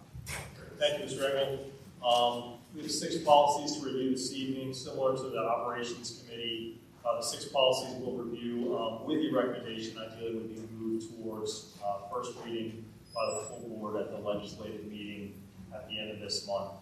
I'd like to start with policy 200, the enrollment of students. This is a mandated policy in order to comply with state law and regulations. We recently updated this policy in April to add details about the information that was required on a pet parent registration statement. Tonight, I want to highlight 3 areas in the policy for your review. 1, we updated definitions in the policy to include definitions that were previously excluded. That's the definitions of school age and district of residence. We also updated the section that details the information required for enrollment to include the ability for students to be enrolled ahead of time if they're experiencing some kind of educational instability, homelessness, foster care, and also for children of active duty military families. If they are going to be assigned in our area, they can actually enroll in our district prior to moving. So in adding those sections, we struck from the policy the guidelines for enrollment that were previously in the policy. So what I shared with you this evening, two new definitions. We updated the section for advanced enrollment for students experiencing educational instability and children of active duty military families, and then struck the language that referred to that process in the past. Any questions on policy 200? Any questions? Great, thanks. I'm going to go a little bit out of order. I'd like to start next with the terroristic threats and acts policy 218.2. Again, this is an existing policy that's recommended for legal liability purposes. As I said, in the Operations Committee, Act 33 amended many sections of school code. So you'll see that in here where the Office of State Schools was removed and information collecting responsibility is shifted just to Pennsylvania Department of Education. At the very end of the policy, second to last paragraph, we added the phrase from a behavioral service provider. The reason for including that is when a student is expelled and required to show evidence that they're not a risk to themselves or others, the phrase from a behavioral service provider wasn't included there. So we wanted to make sure we were being thorough and that we were getting an evaluation from a certified mental health specialist in making such a recommendation or evaluation. Okay. And then finally, as I've mentioned several times tonight, the Office for Safe Schools has been eliminated and updated that to reflect Pennsylvania Department of Education for reporting purposes. Any questions on 218.2? Questions? Okay, thank you. So on pattern, we'll go to 218.1, which is the weapons policy. Again, this is an existing policy. Two updates. As with other policies, we eliminated the reference to Office for Safe Schools and added the Pennsylvania Department of Education. Under the delegation of responsibility section, we added language describing the referral to a threat assessment team when a student is in possession of a weapon and could be a threat to themselves or to others. Threat assessment team is a common practice in schools now, a required practice in schools. If you recall, last year we updated the suicide policy, the student suicide and response policy, and it's referenced throughout there as well. Any questions on policy 218.1? Okay. Then we'll move to 218, which is student discipline. There's 5 sections of the policy that I'd like for you to review tonight. First, under the authority section, comparing our current policy with PSBA's recommended policy, the Code of Student Conduct was included in PSBA's policy, and we feel that to be thorough, when we're talking about board policies and rules and regulations that might vary from classroom to classroom, the Code of Student Conduct is something that is K-12 and all students would apply to all students, so we want to make sure that was included in our policy. The next section that starts with the phrase, in the case of a student with a disability, this exact statement was included in the last 2 policies we reviewed, the weapons policy and the terroristic threats policy, and it should be included in this policy as well, so we're including it in there for consistency purposes. And then under the delegation of responsibility section, in the 3rd paragraph, we added the phrase or designee.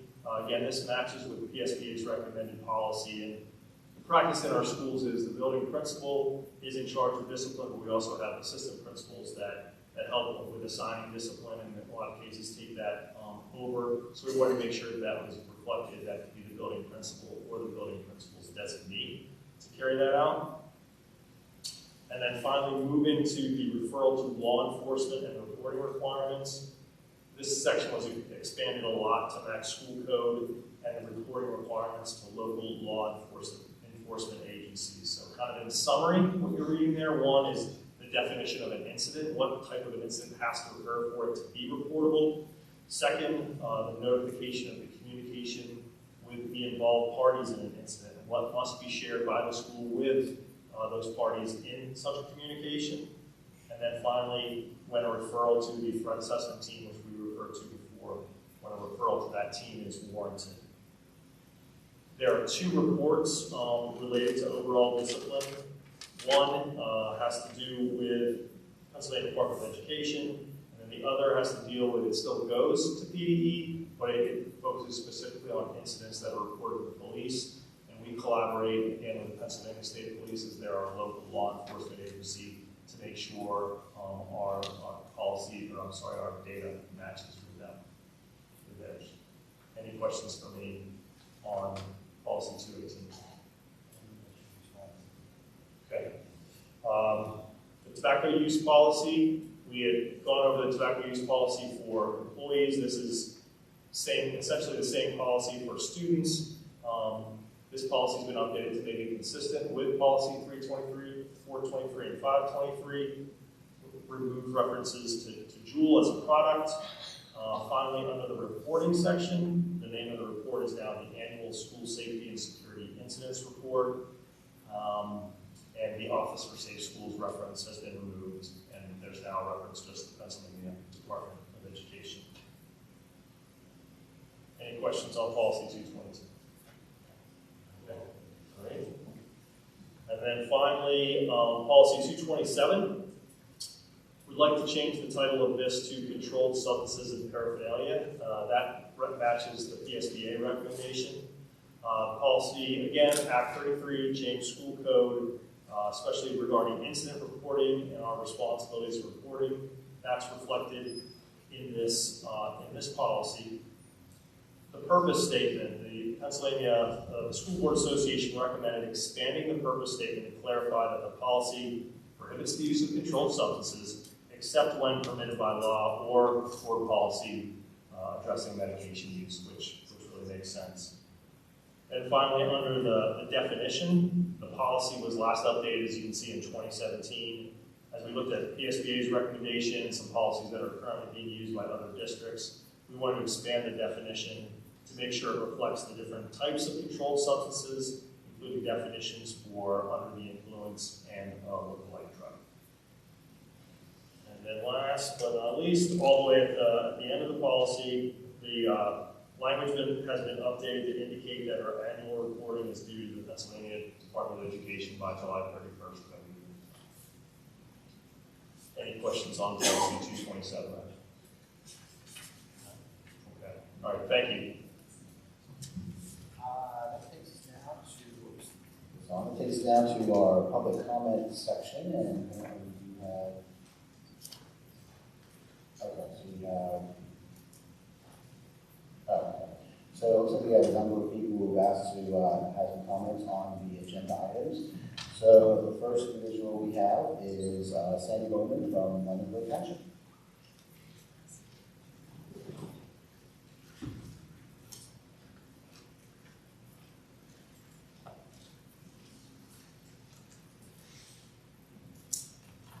Speaking on education in general, STEM is important, but so are the basics. Schools are for educating, not agitating. Calling the concerns of parents and the community a distraction undermines the Constitution and parental authority. Most students in this school district are minors. This school district should be teaching the Constitution, and this board should be setting an example of good governance and how to protect our constitutional rights, including, but not limited to, the rights of freedom of speech, assembly, petition of grievances, and freedom of religion. A reminder, freedom of speech is also to protect speech that may offend you. I thank those of you who voted to hear the concerns of the people. That was a good example of upholding rights. Policy changes without the full board voting is a violation of the Sunshine Law and a bad example of how government is supposed to work. Making it difficult for people to acquire public information is an example of bad governance. Transparency is a sign of a healthy government. Are you teaching students that standing up for your rights does not mean you hate other people? If you're not teaching that, you should be. If respect for the people and the Constitution is not being taught, or anyone refuses to honor their oath of office, resignations should be submitted.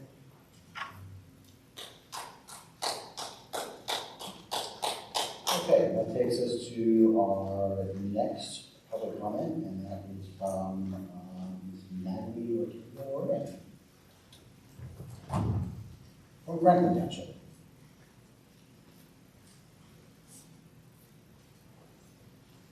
Good evening. I'm going to try to make this brief. Everybody's tired. But I'm not sure if you're aware that the high school had offered 2 courses for our native speakers. Spanish for Native Speakers 1 and Spanish for Native Speakers 2. Spanish for Native Speakers 1 was first created back in 2006. It's a course designed to help native speakers truly understand their academic native language. The course offers many benefits because there's research that shows that there are cross-literacy benefits. So the students who come in, especially the newcomers, who come in from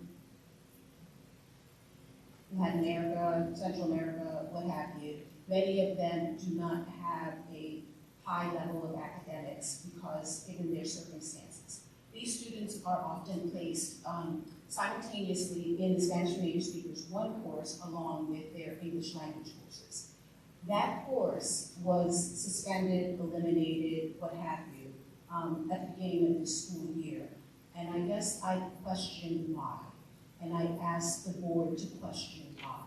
There were over 40 students that were displaced in the Spanish for Native Speakers 1. I saw the May 7th board meeting where justification was given for courses for student requests under 15. There are courses right now in the language department that have 3 or 6 students. So my question is, why was this the chosen course to be eliminated? Because while there are languages that offer, outside of Spanish, that offer an AP path, this particular course offers students 2 AP paths, one to Spanish language and one to Spanish lit, and it has been very successful. So my question is, why was this the course that was chosen when it has so many multiple benefits, not only for students, but also for the other disciplines and also the cost savings in the end for the AP credit? I ask you to take that back and find out why so that I can understand why. Thank you. And then our final question, or our final comment for this evening, is from Jenna Burr from New London Township.